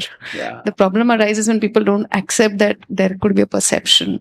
So one of the ways we could do is to first accept it and then take it seriously to work upon it, not just accepting it but to work towards it, give them positive impressions to the other people. Thank you. Good.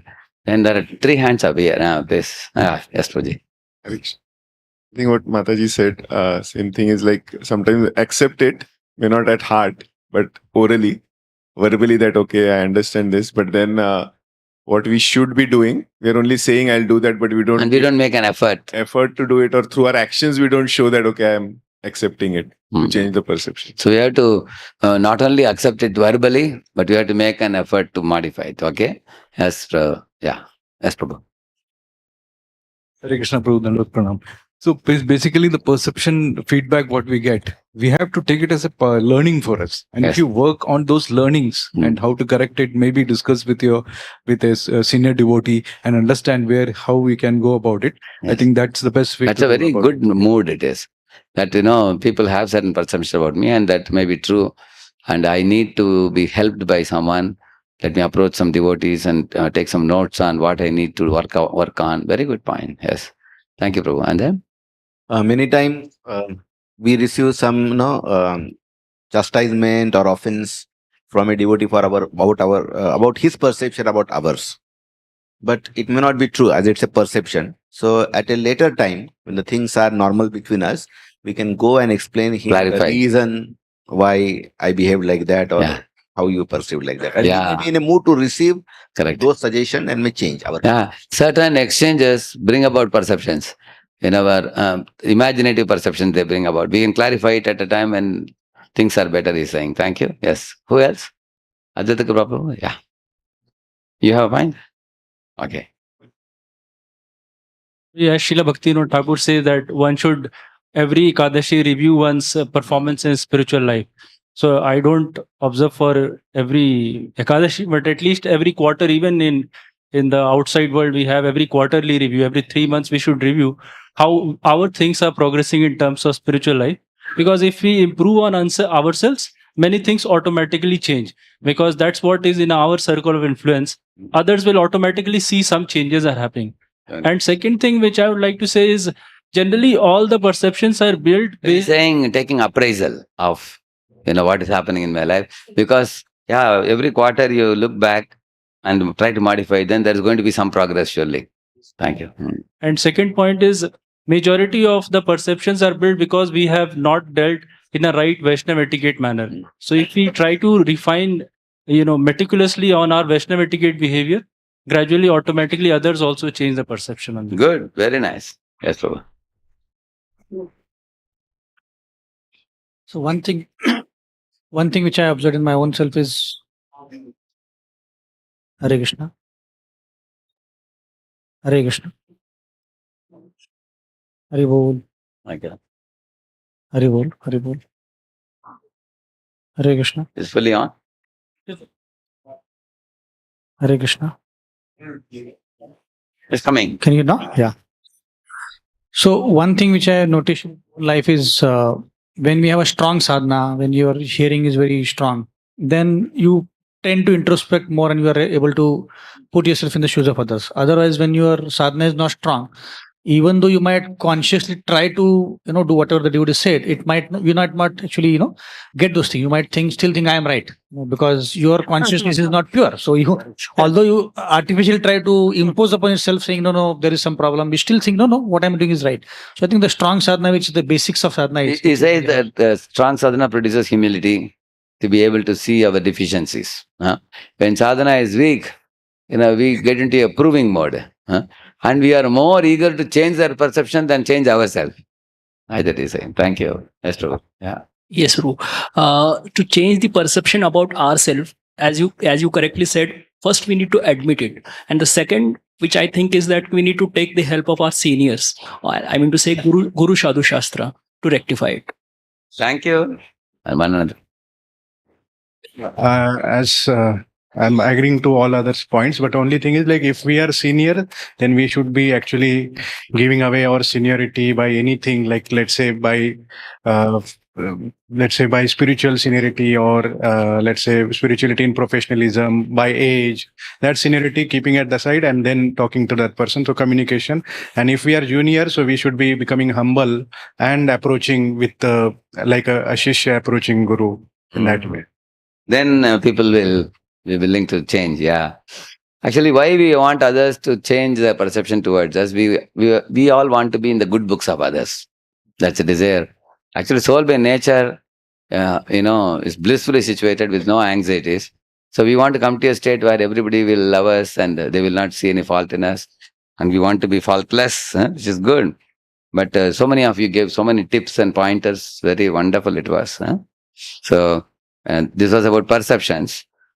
This we finished last time, this Sati's different 8 categories that she spoke. And this is a very important question. You see, what is wrong if we find some fault in some devotee? So Sridhar Swami says, Nindanam dosha kirtanam. Whether it is true or not, narrating the faults of a saintly devotee, it constitutes blasphemy, he says. Because our idea about a devotee's mistake may be a wrong idea. It may not be perfect. We are just like, for example, Pundrik Vidyanidhi appeared like a very opulent Vishayi, materialist. But even such a great personality like Gadadhar Pandit, when he saw him, he appeared to be, he asked Mukunda, why did you bring me to such a fellow? You said you are taking me to somebody saintly. Is this the kind of person you are bringing me to? And then Mukunda wanted to show Gadadhar Pandit who it is. Then he sang that famous song. Aho bakiyam stanakala kutam jigham sayapayadapya sadvi lebhe gatim datri muchitantatonyam kamva dayalum sharanam rajema. So when he sang this, so as soon as he heard the word Kamba Dayalum, Sharanam Pradima, who else but Krishna can be so merciful? Even to a Rakshasi who is a Putana, Balagatini, Shishun Chachara, Nignanti, Puragrama Bridashu. Bhagavatam says she was a Rudirashana, drinker of blood, and one who poison she smeared in her breast and came to kill Krishna. Krishna forgave her and gave her the position of a nurse in the spiritual world. So when he heard it, tears erupted from his eyes like a syringe, and his body trembled, and he jumped up, erupted from his place, and rolled on the ground, tearing his clothes to, shirt to pieces. And so his ecstatic love became so manifest. And Gadadhar Pandit could not believe his eyes. I thought he is a Vishayi. He is a pure devotee, Pundrik. So every year I go to Bangladesh. We have a 7-day program for 120 brahmacharis we have. Now also I am going now. And we hold it in Pundrik Dham only. Same place, birthplace of Pundrik Vidyanidhi, who is Radharani's father. This is also very indicative. Gadadhar Pandit is Radharani, correct, no? And she's taking initiation from her father only. Correct, Pundrik Vidyanidhi. So, similarly, another example of 2 great souls, our Swarup Damodar and who is the other? Sarvadhan Pundrik Vidyanidhi. Correct, no? They both are friends. And he was seeing the starched clothes put on the body of Jagannath. So generally we all know, even when we take the new dhoti kurta, it is full of starch. We wash it in water first, right? And only then we use it. We don't directly use it. It's considered not so pure, But when he saw starched clothes were put on Jagannath, he was repeatedly mentioning that, and why is he doing that? So Saru Damodar said, you see, if Jagannath is accepting, maybe Jagannath is happy with the Pandas. Pandas are very intimate servants of Jagannath, and we don't have to point out that. So they were talking in a friendly mood like that, but that night Jagannath came, and Jagannath and Baladev, they slapped Pundrika, right? No? Of course, to get slap of Jagannath also you have to be very advanced. You have to be a pure devotee. The morning he saw his cheek swollen, reddish also. So the idea is that, even great devotees, Krishna uses them to teach us kind of warning that, don't be too eager to see faults. One time Sachimata had found fault with Advaitacharya Prabhu. What she said? My son Vishwarupa used to go and attend lectures. He used to have Bhagavatam study circle in his home. All the people used to come, and then he became renounced. And then he became a sannyasi. Now he also wanted to take my second son, Nimai Pandit, and he wanted to make him sannyasi. So like that, she became a little upset and spoke. So Lord Chaitanya once spoke in an assembly that I'll give love of God to everybody except my mother. Everybody asked, Advaitacharya Prabhu especially asked, your mother is Yashoda, mother of the universe. Why will you not give her love of God? How do you, keep her bereft of this? And then he said that she has offended you. So therefore, and then Advaitacharya Prabhu became overwhelmed in ecstasy. He cried loudly and he fell unconscious.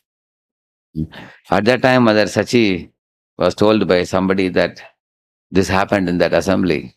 She came running. So, and then because Advaita Prabhu had fallen unconscious, she took advantage of the opportunity to take the dust off his feet and put on her head. And she became free from offense. So, of course, these are all pastimes amongst the pure devotees. We should not take it too seriously. But it is a lesson for us that, when we are finding fault, many times our finding fault may be due to certain misconception we may carry also. That's why he is saying. So now you read this one in Chaitanya Bhagavad, persons who do not, Where's the mic with you? Yeah. Persons who do not blaspheme the Vaishnavas attend Lord Krishna. They attend pure love and devotion for the Supreme Lord's lotus feet. The only thing obtained by blaspheming Vaishnavas is sin. Thus, one should never blaspheme the Vaishnavas. Krishna easily delivers those who chant even once his name without blaspheming anyone. And then Bhagavad Gita, there's a word called apaishanam. In the 16th chapter, 1 to 7 verses. Apaishanam means? Apashanam means that one should not find fault with others or correct them unnecessarily. Of course, to call a thief is not a fault finding, but to call an honest person a thief is a very much offensive for one who is making advancement in spiritual life. Yeah. So now there is a great science that is going to be revealed now. How the fault finding happens. Here you see, the mind has an attempt to gain a superior position over others. That's called as lord it over, we call it. So it's actually a mental state of feeling superiority over others. See here, the bright bold letters is given here. Second line, if you see, Duryodhana was expert at fault finding in others regardless of their purity.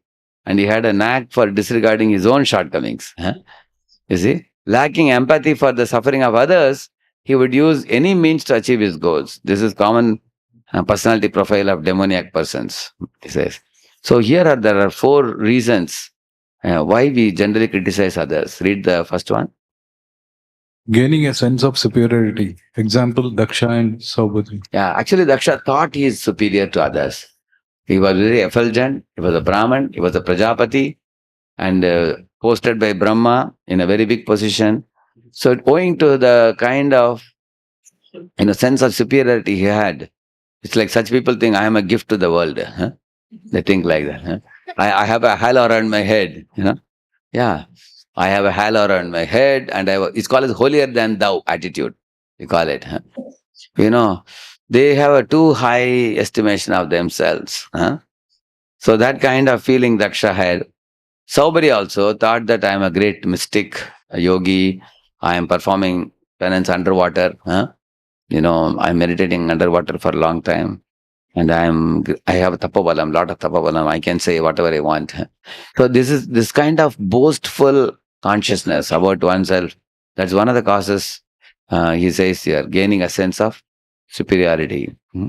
So generally how the sense of superiority comes, over the years, we start receiving a lot of praises from the juniors, appreciation from juniors, recognition from the seniors, and then we also get success in the world around, and we get many followers, and we are given responsible positions. And this way, as things keep plus, adding, so we start having an estimation of ourselves that I am a great soul. That type of consciousness. Once my spiritual master was speaking on a topic which is Keshi demon. So Maharaj was saying, who is this Keshi demon? This Keshi demon means, I am a Shiksha Guru. This kind of consciousness is a Keshi demon, he said. So he said, one should never think that this person is my student. You should think that this person has chosen to learn from me. One should always think like that. So he said this pride is very deadly. So this is a sense of superiority. Second one.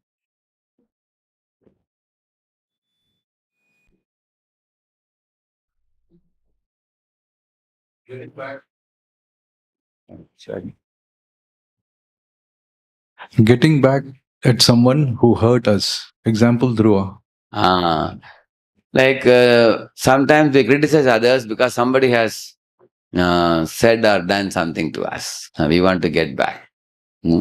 See, for example, sometimes a counselee leaves the counselor group and wants to switch over. In the switching over, there are some simple reasons. For example, geographic location is changed. Somebody is in Pune, they go to another city. Counselee changes. The counselor doesn't have much problem. Counselor says, okay, bye-bye, no problem. Be in the city and we will talk on phone sometimes like that. Or sometimes the counselor says, I don't understand the language. You are always conducting in English and I prefer Hindi more. So I want to switch over to another counselor. No problem. But the problem comes when there is a chemistry mismatch between the counselee and the counselor. Or the counselee has been renounced by the counselor. Because counselor feels that the counselor is some erratic behavior in the group. So, or the counselee feels that the counselor is very aggressive, and the counselee wants somebody who is more softer in dealing. Because generally, when I also give counselees to different groups, generally I see somebody needs more love and care, I give them to certain type of counselors who are known for love and care. Somebody is intellectual guy, then I connect them to little intellectual counselors. Because both of them match very well, made for each other. Like somebody has, a very intellectual question, I'll connect them to Charan Prabhu. Then they will say, Prabhu, you connected me to a very good person. Then they become very happy. So, but whenever the counselee quits the group, sometimes the counselor can also feel insecurity. Because the counselor fears that other people in the group may ask why that person left. And also the counselor may feel that seeing one person leave, the others may also want to leave. That is insecurity on the part of the counselor. And the part of the counselee, when they have left a group, many phone calls will come. Why did you leave the group? Then they will want to present to the world that I am a good person. The problem is with the counselor. They may say like that. Actually, I am a very good person, but the counselor has removed me mercilessly or not compassionately, whatever they may say like that. Then they put up a good show. So in this world, all of us, when there is a problem that happens, everybody wants to be a good guy. And everybody throws, it's called as mudslinging, we call it mudslinging or acid throwing, we call it. Such kind of thing they do. So that is why there is a tendency in us to get back at someone who has hurt us. So Dhruva Maharaj thought, oh, my Suruchi, my stepmother has spoken very harshly to me. Now wait and watch what I do. I will take an action through my mother. So he went to his mother like that. But what is ideal behavior? If a counselor has to remove a counselee, the counselor can call the counselee and say that you are plus minus plus, we call it. Tell all the good things you did. 1, 2, 3, 4, 5. You are a very wonderful soul. At the same time, never use the word but. But if you say you cancel all the good. Instead of but, you say at the same time. At the same time, you have done all these good things. At the same time, this one particular issue is coming up. And there are problems because of this. And therefore, I suggest you that you move to another counselor. At the same time, our friendship will always last. It is not limited by, this kind of official allotment. We are always your friends, you are always our friends. That kind of thing you end up with. And the counselor also, the counselor will tell the counselor, I am going to tell the people in the group that, I have moved you to another group. And then the counselor can ask which group you want to move to. And the X group, he says, then you talk to the X counselor, are you willing to take this candidate? And they say yes. Then you can tell your people that we have moved the personality from this group to that group because this personality is more comfortable, because his wife is more comfortable with Mataji, or, he is more comfortable with the Prabhuji, or they both speak the same mother tongue, they both are Gujarati, or they both are Marwadi or whatever. Something like that you say, and then so you have talked to the counselee and the counselee has talked to you, and the counselee will tell the same thing what you tell your counselees. So it's a win-win type of situation. We should do it very carefully. So we don't hurt each other. So you don't have to get back at someone who has hurt. And third one? Asserting our position or belief as the best or only way. My way or highway. My opinion is the best opinion. This is one big problem. There are certain people who are very self-righteous fellows. They think nobody in the world is intelligent. They think everybody is foolish except me. They think like that. That is the third one. That is Ravana, Kamsa. See, Ravana's ministers nodded their head. They were all yes men. So Ravana said, all my ministers are good fellows because they agree with whatever I say. Except who? Vibhishan. So he kicked Vibhishan on the chest with his leg. There is a photo also I have. Ravana kicking Vibhishan on the chest and telling Vibhishan, get lost from here because you don't agree with me. Look at all my ministers. Everybody agrees. Why don't you agree? That's the third one. Fourth one. Actually, this is another thing. If people that surround us are always yes men, then we will also not grow, they will also not grow. If people around us, some of them can question our actions, we may think they are enemies to us. They may not necessarily be our enemies. Sometimes people who question us may actually bring something more better out of us. And better, they may also suggest something. The fourth one? Avoiding scrutiny of our own shortcomings. Example, Hiranyakashipu. Hiranyakashipu never saw what is his fault. He always found fault in Prahalad. Not willing to see fault in oneself, scrutinize one's own shortcomings. Like one time, army officer was going to army mess. So he was a very strict man. So he would go to the army table and then he would do like this on the table and show it to them. What is this? He would show the dust. And immediately the workers will come running with the cloth and they'll clean the table and the chair and everything. One day this army officer was walking with his grandson, was a small kid. So when they were walking, army officer saw the table was very clean. He thought everything is clean. But his grandson was very short fellow. He saw under the table there was cobwebs. So he just put his hand like this and showed to his grandfather, Grandpa, see this. And the grandfather was shocked.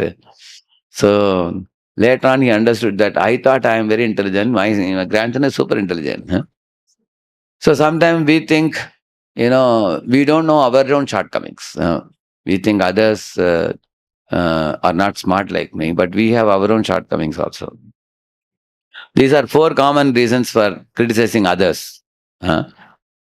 Gaining sense of superiority about oneself, not able to see shortcomings in ourselves, getting back at someone who has hurt us, saying my way is the only way. These kind of things, yeah. So identifying our motives takes honesty and courage. Yeah.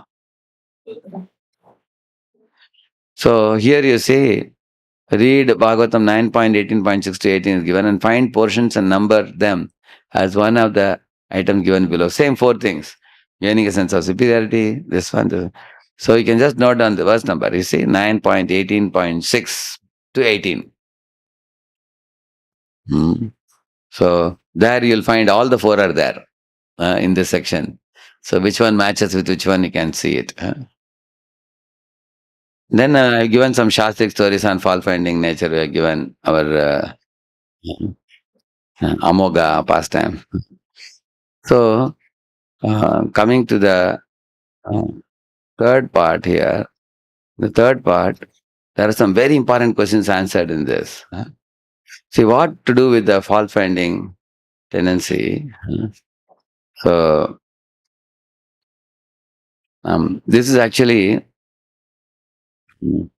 once Basugosh was speaking to Prabhupada here. Prabhupada is saying, insanity. Everyone is overpowered by insanity. Anyone in this material world who is trying to be happy, everyone is in insanity, Prabhupada says. They do not know the only solution is Sarvadharan Pariteja, Prabhupada says. They do not accept, neither they will accept. And then this Prabhuji is saying, especially Indian people, they say, well, if I surrender to Krishna, who will feed me? And then Prabhupada is saying, no, Indian, American, everyone. Why you are American so proud of you are like this asking. And then the devotee is saying, no, Prabhupada, because in India people know that they should surrender to Krishna, no? Like they are saying. But Prabhupada says, you also know, he says. That is what he is saying. But the general mass, of American, they don't understand. Prabhupada says, these are faulty, fault finding. It's no good. Everyone. Krishna did not say for Indian or American. For everyone. But at the present moment, Indians are misled that they have been, induced to think that if they become like American or Western people, they'll be happy. That is misleading. So the point is what Prabhupada is trying to say here. Even Prabhupada didn't like the idea of criticizing Americans as meat eaters, because all over the world people are eating meat now. Similarly, all over the world people are becoming religious. So you don't have to label one class of people like that he says. Yeah. So we will not do the activity. You can see it at your leisure. But another one I want to show you.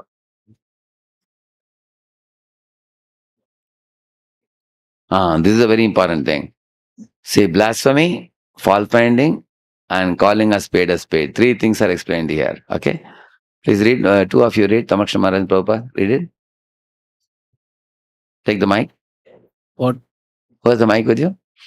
Yeah. Yes, Prabhupada. Please read it.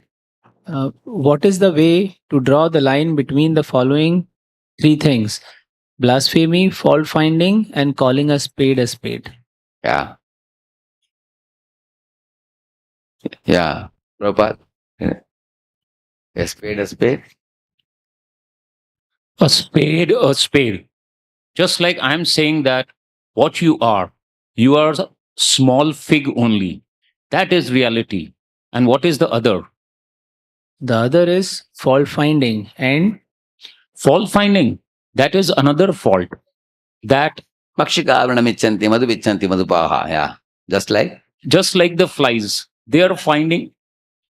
So just like the flies, they are finding out where is sore. And the bees, they are finding out where there is honey. So two animals, they have got two business: fault finding and collecting the good things. These are two, just like creature. They are two classes. Similarly, there are many rascals who are simply fault finding. And blasphemy? Blasphemy means you have good qualities, but still I am defaming you. That is called blasphemy. Yeah. And then, yeah. Yeah, go ahead. Read it further. So the saintly person tends to overlook the bad qualities and see the good ones. Prabhupada says, yes. Tamaksha Maharaj is saying. Like Krishna dealing with Putana. Prabhupada says, yes. Read further. Hundreds and thousands of miles. This frog, simply by 2 minutes light of the sun, finished. Oh, it's fog. Fog, yeah. This fog, simply by 2 minutes light of the sun, finished. Working. If there was no sun, then so many ships are standing on the ocean. The cars, they are bong. So many disturbances. You see, you cannot do anything. Devi Esha Gunamai. What you can do? Immediately, he can kill you all. Thousands of planets immediately finished. Bring your science to protect them. No, not possible. Mare Krishna rakhe ke. When Krishna desires to vanquish, nobody can save you. Finished.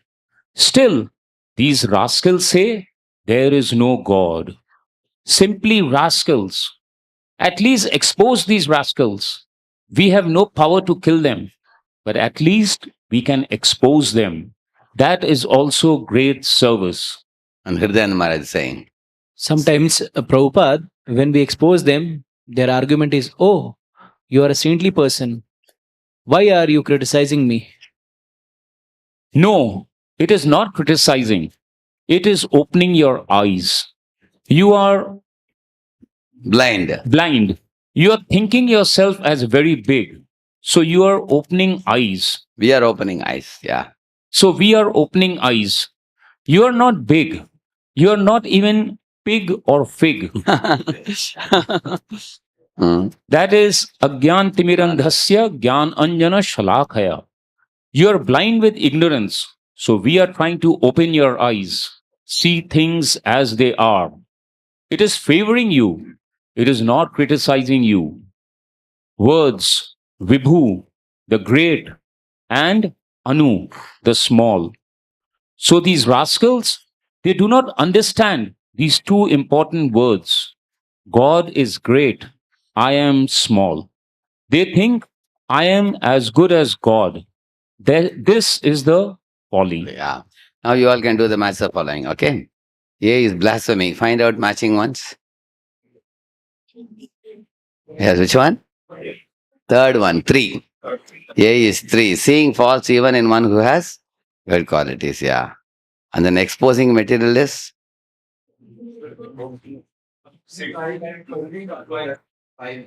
Sixth one. Sixth one is speaking the truth. Exposing materialist means speaking the truth. Yeah.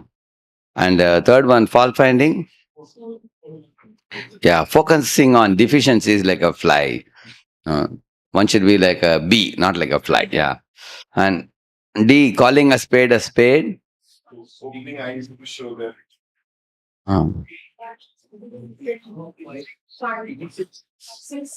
6 is speaking the truth. And calling a spade means speaking the truth. Yeah. B, exposing materialists is opening eyes to show the actual reality. Correct. Purpose is we want to open the eyes, he says, no? So exposing a materialist is opening the eyes to show the actual reality. Correct. And then E, saintly person. 8 is tends to overlook faults and see good in others. Correct. And humility and non-fault finding. Closer we come to spirituality, we become humble and non-fault finding. Okay. Solution for fault finding. Deal with faults, not dwell on them. See, sometimes match falling purposefully given the same line so that people will be looking other places. You know? So it's the same answer. Deal with faults, not dwell on them. No? Yeah. And what not to do with faults? We should not make a program of fault finding politics. Indians, Americans, don't compare all these things. And when there are faults. See, there's a 3-bucket analysis. Whenever you hear about anything, there's a yes bucket, no bucket, not sure bucket. Yes means 100% you know it's true. No means 100% you know it's not true. Not sure means you heard about it, but you're not sure about the information. So most things we hear are in which box? 3rd box, not sure. Therefore, we should not talk about that. Either is. So here is an interesting point here. How to not find fault with someone who insults me. Read the question, please. One of you. If doctor is angry. If doctor is angry or hateful, will be the mad patient. The mad patient. Who insults him out of madness, then how can he treat him? In this material world, all conditioned souls are under illusion. A doctor treats all patients, and although a patient may be delirious and insult the doctor does not refuse to treat him. He still administers the medicine that is required. As Lord Jesus Christ said, we should hate the sin, not the sinner. That is a very nice statement. Yeah. Yeah. Because the sinner is under illusion. He is mad. Actually, the child specialist doctors have experience dealing with naughty children. The children even sometimes beat the doctor also. But doctors are very cool. They know that, the child is angry or upset, but they don't become upset. Similarly, those who are mature devotees, seeing the behavior of the conditioned souls, they only feel pity for them, he says. Yeah. Read what is right outlook towards devotees and non-devotees. Read the first 2 lines. How could anyone claim to be without fault, but a devotee who is surrendered in body, mind, and work to Krishna is always executing Krishna's will and repeating Krishna's message? Therefore, as Krishna, the Supreme Perfect, is faultless. So, his fully surrendered devotee is faultless. If somebody has become Krishna's devotee, even if they have faults, it will all go away. Just like here, the example is given of full moon. In the night, if you see, stars don't give you light, but moon gives light. But moon has some black marks. You've seen that? Still it gives light. Similarly, neophyte devotee may have some deficiencies. Still they can preach and bring new people. How many of you have seen neophyte bringing new people? Correct now? Yeah. Therefore, we should respect all devotees. The rightness and purity of the devotee's resolve to serve Krishna is so great that it rectifies all faults. That's a beautiful sentence it is. That means the devotee's purity and devotee's rightness and the determination to serve Krishna, that alone is the qualification of a devotee, even though they may have many faults. Yeah. And this is a very important section in the Chaitanya Charitamrita Adilila 8.62. There is a very famous devotee called Haridas. Sorry. He was the one who told Kaviraj Goswami to write the Chaitanya Charitamrita, Leelas of Lord Chaitanya. It begins with, see here is it begins with here. Anantacharya was a disciple of Gadadhar Pandit. His body was always absorbed in love of Godhead. And he was magnanimous and advanced in all respects. Anantacharya was, okay, and then Pandit Haridas was his beloved disciple. And then he said, Pandit Haridas had a great faith in Lord Chaitanya and Nityananda.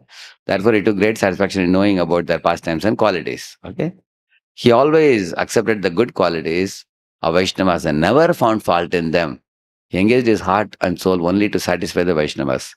He's called Adoshadarshi. Please repeat this verse. Vaishnavera guna grahi nade kaya dosha. Vaishnavera guna Kaya mana vakya kare Vaishnava santosha. See, Kaya mano vakya kare. With body, mind and words, you always try to please the Vaishnavas. He was a gunagrahi. He was like a honeybee. Always saw good qualities in Vaishnavas. Na deke dosh. Even if there was a dosh in Vaishnava, he would ignore it. That is Pandit Haridas' special qualification. Prabhupada calls him as Adoshadarshi. So, Sajjana, Gunamichanti, Doshamichanti, Pamaraha. Everyone has a combination of faults and glories, but a Vaishnava, a sober man, accepts only a man's glories and not his faults. For flies seek source where honeybees seek honey. Haridas Pandita never found fault with the Vaishnava, but considered only good qualities. Nirantara shunete ho Chaitanya Mangala. Nirantara shunete ho Chaitanya Mangala. Tahara prasade shunena Vaishnava sakala. Tahara prasade shunena Vaishnava sakala. He always heard the reading of Chaitanya Mangal, which is Chaitanya Bhagavat. And all the other Vaishnavas used to hear it by his grace. Kathaya sabha ujjvala kare yena purna chandra nija gunamrite badaya Vaishnava ananda. Like the full moon, he illuminated the entire assembly of Vaishnavas by speaking Sri Chaitanya Mangal. And by the nectar of his qualities, he increased their transcendental bliss. In this way, this Pandit Haridas used to give great bliss to devotees by always discussing Chaitanya Leela from Chaitanya Bhagavat. Teho ati kripa kari agnya kala more Gaurange Rashesha Leela Varni Bare Tare. By his customers' mercy, he ordered me to write about the last pastimes of Chaitanya Mahaprabhu, because Chaitanya Bhagavat contains a lot of childhood pastimes of Lord Chaitanya and very little information about his sannyas. Whereas Chaitanya Charitamrita contains Madhya Leela, if you see, all Mahaprabhu's pastimes post sannyas. They are available. And Antya Leela is also last 18 years of Mahaprabhu in Puri. And the 24 years of his sannyas life, they are available in. So that was written by Kaviraj Goswami by the request of this Haridas Pandit. So in this way, this Haridas Pandit is a very great soul. Similarly, Raghunath Bhatta Goswami also, as soon as anybody would talk any bad about any Vaishnava, he would plug his ears and run away from that place. That was his quality also.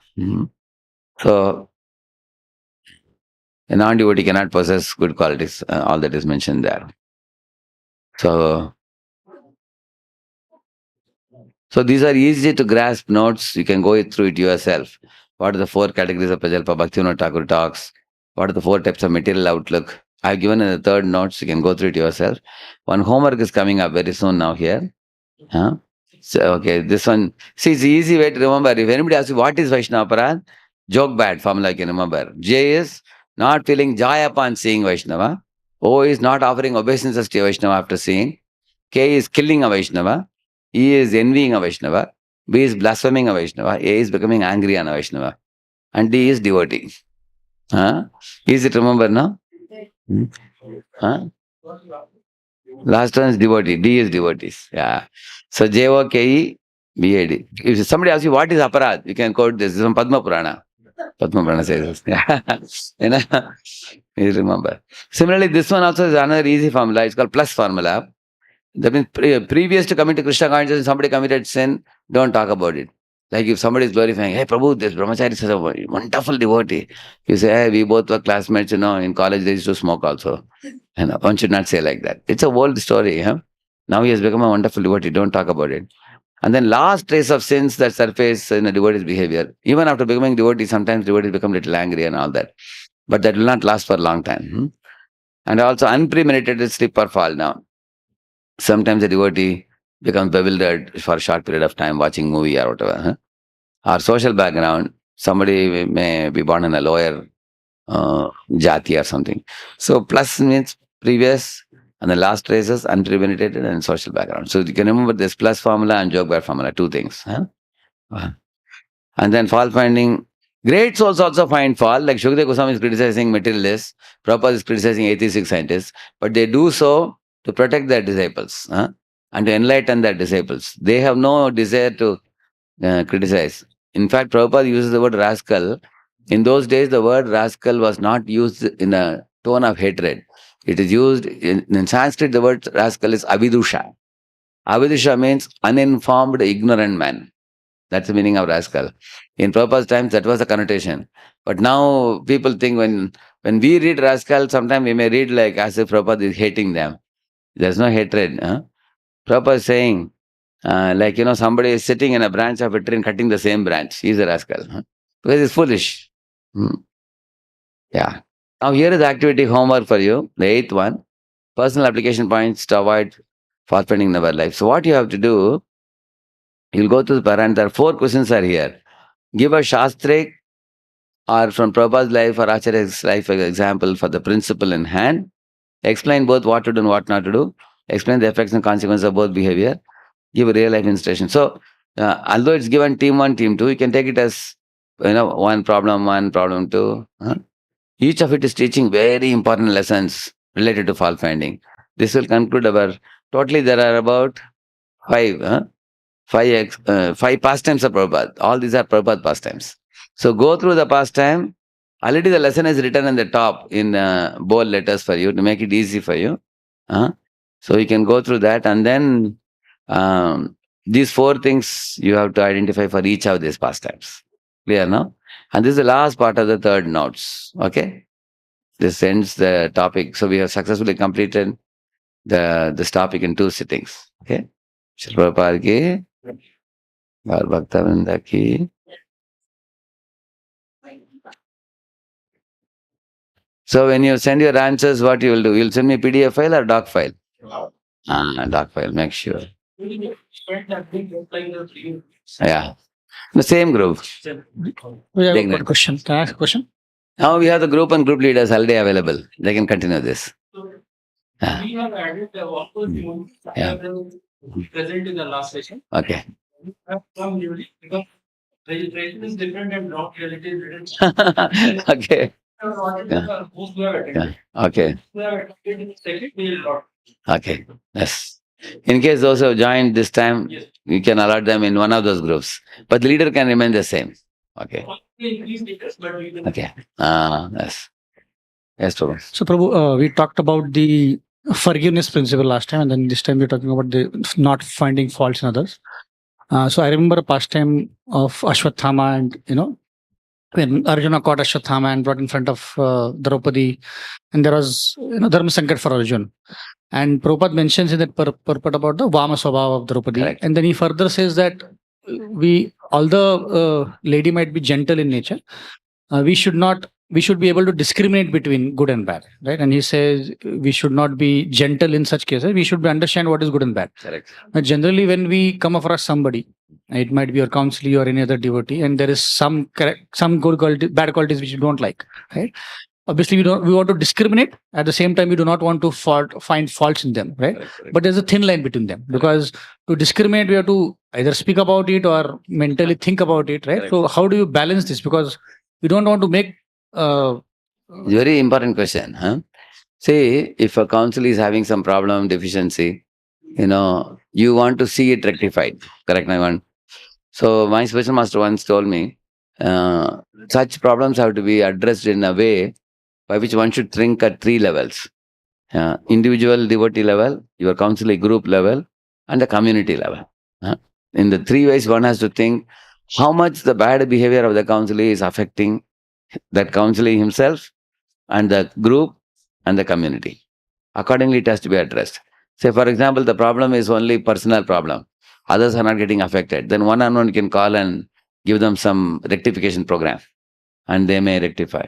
If it is affecting the counseling group, then we have to tell this devotee that, for some time you abstain from coming for the meeting, say 3 months or 6 months, get rectified of this fault, then you can come.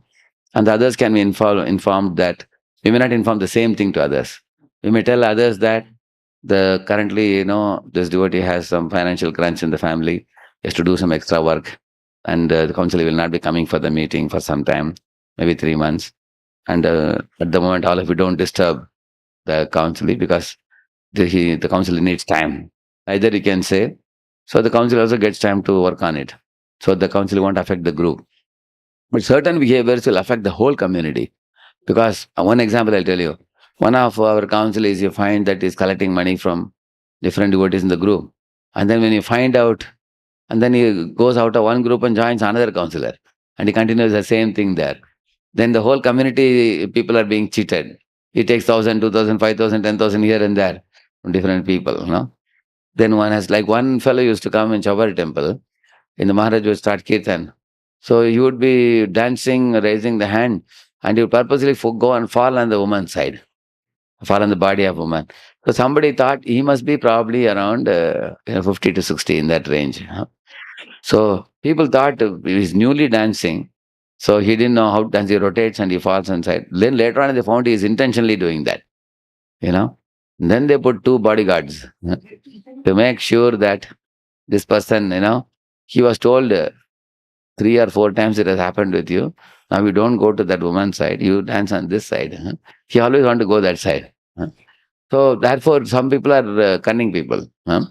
So if they're going to affect the community, then you have to announce that in our community, we found that such and such devotee, here is the photo of the devotee. He is collecting money from various groups. If any of you has too much money to give away, you can give the money at your own risk. But this person is like one-way traffic. If you give him money, he will not give you back. Be warned about this. Openly you have to announce to the whole community. And also remove the fellow from the system. You may have to do that. So individual level, counselor group level, community level, all the 3 levels we should see. As much as this fault is influencing the individual or the group or the community, accordingly we have to take due action. It's clear now? Thank you. Yeah. Also, we exceeded the time. You all must be hungry. Those of you who want to ask question, I can stay with you another 10-15 minutes. And those of you hungry for prasad, they can proceed for prasad. It's getting late for them.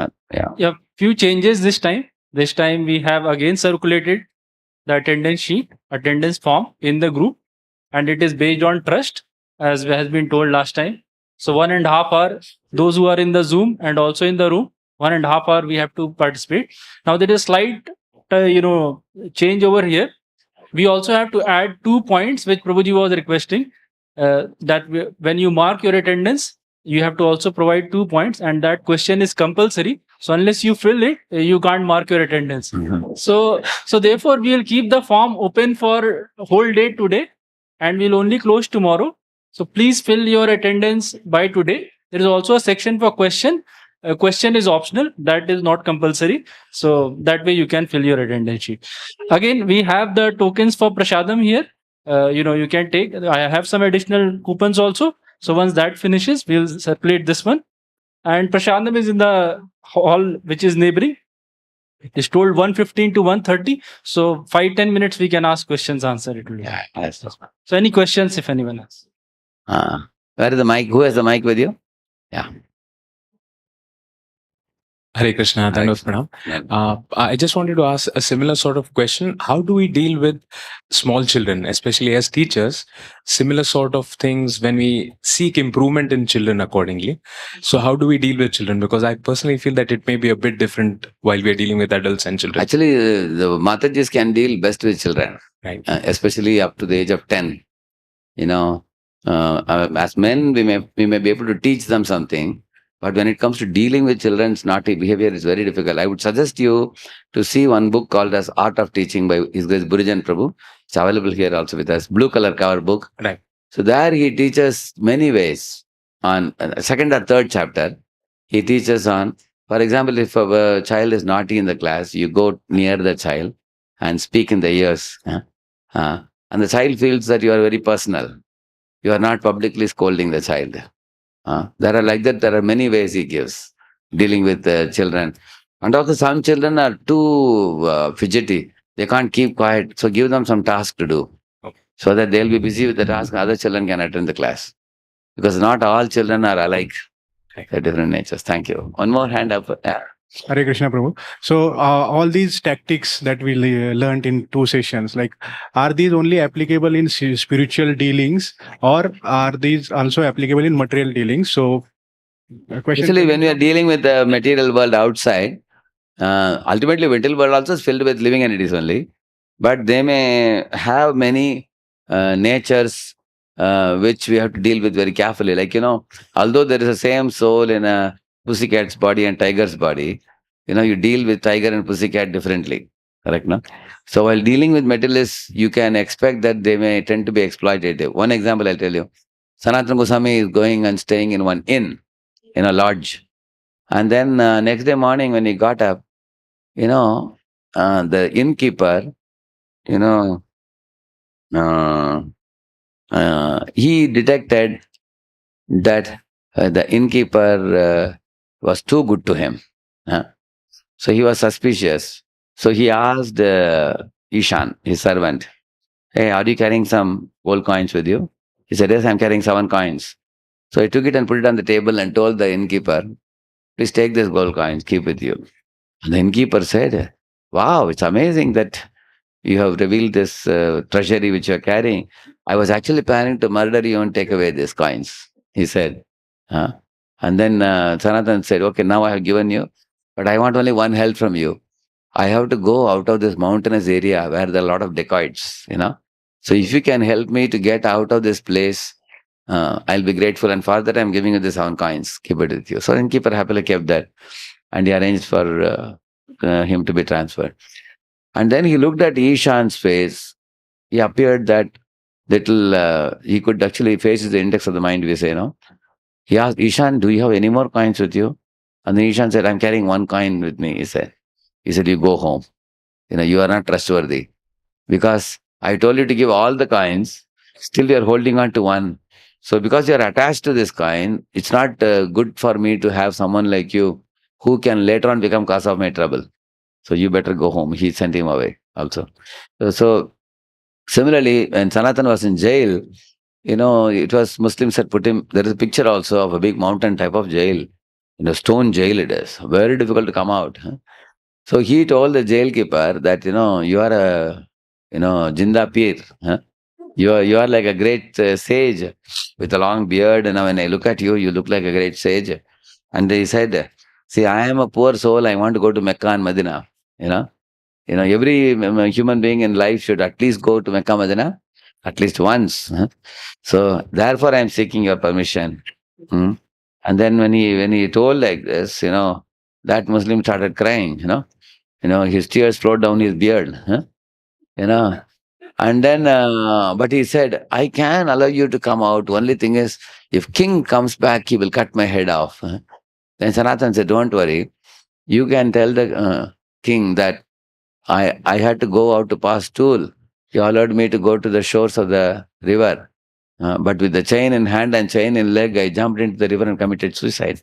You can say like that. While saying that, he put 5,000 coins in his bag he had, he gave it to him. So he gave him money also, he gave him ID also. So that fellow became convinced. And then he released him. And then Sanatan ran away to meet Lord Chaitanya, you will see that. So which means our acharyas have been very shrewd. Same with Raghunath Das also. They have been very, very, because he has been a finance minister and home minister, both of them. You can imagine how shrewd they must be. But they never used that diplomacy or shrewdness in Vaishnava circle. They used it only with the materialists to save themselves so that they can commit their heart and head to Lord Chaitanya Mahaprabhu's movement. So when you're dealing with materialists, we really have to be very careful. Like the snake, what Narada told, you don't have to bite anyone, but you should be ready to hiss. So when you're dealing with materialists, we should not get exploited by them, cheated by them. Like for example, working in an office. If you are very humble and simple, you show your full skill, then boss will always exert you more than your ability. For example, in 1 week you can do the job. And then in 1 week job you can do it in 3 days.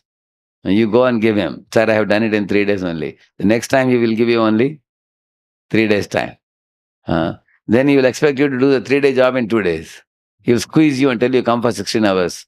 Because they squeeze you until you practically they finish you, It's a materialist. So sometimes what you can do, 1 week job, you can submit him in 6 days. So that you are little above average. So above average, you get promotion also.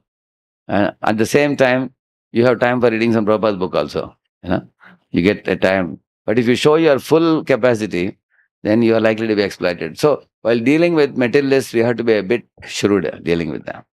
Yeah. All right, Rohan? Yeah, one more follow-up question. Like, it is coming from the fact that I'm running a company. So sometimes if I avoid fault finding, employees might misuse that. And then sometimes... Correct. Actually, even with your employees, your fault finding should be constructive. You know what is constructive fault finding? That means, your pointing faults is not to show them I am your boss. Be informed that I am your boss. With that mindset, if we do, they will always try to hide faults in front of us. They'll put up a good show. But our finding fault should be with the ultimate goal of, bringing out a good output. You can actually be like a father for the children, even with your employees, provided they are able to bring out the desired outcome. The desired outcome is the goal. But if our goal is to establish our superiority over them, that also is one type of management, which is not a very pleasant management. You understand the point, Prabhu? Yeah. We do find fault, but how you point out the faults and how you bring out the good, that is the most important thing. Because pointing fault is only helpful provided it ultimately brings out the best from the individual. Yeah. Any other hand up? Here, there is one hand up for a long time. Where is Kumar Sundaram Prabhu? I saw. There was some Kumar Sundaram Prabhu had lifted the hand. I saw it before. Okay, Dayasundaram Prabhu, ask the question. Yeah, go ahead. I can't hear your sound. Yeah. Yeah, he's making you unmute. Yeah, yes. Should I unmute here? Huh? Go ahead, ma. Dayasundaram Prabhu. Yeah? I can't hear. There was one question here. It's cleared, I think, all the questions. Huh? Okay, that's the question. Ashram Tarim. Srila Prabhupada ki, Bhakta Vrinda ki. Hare Krishna.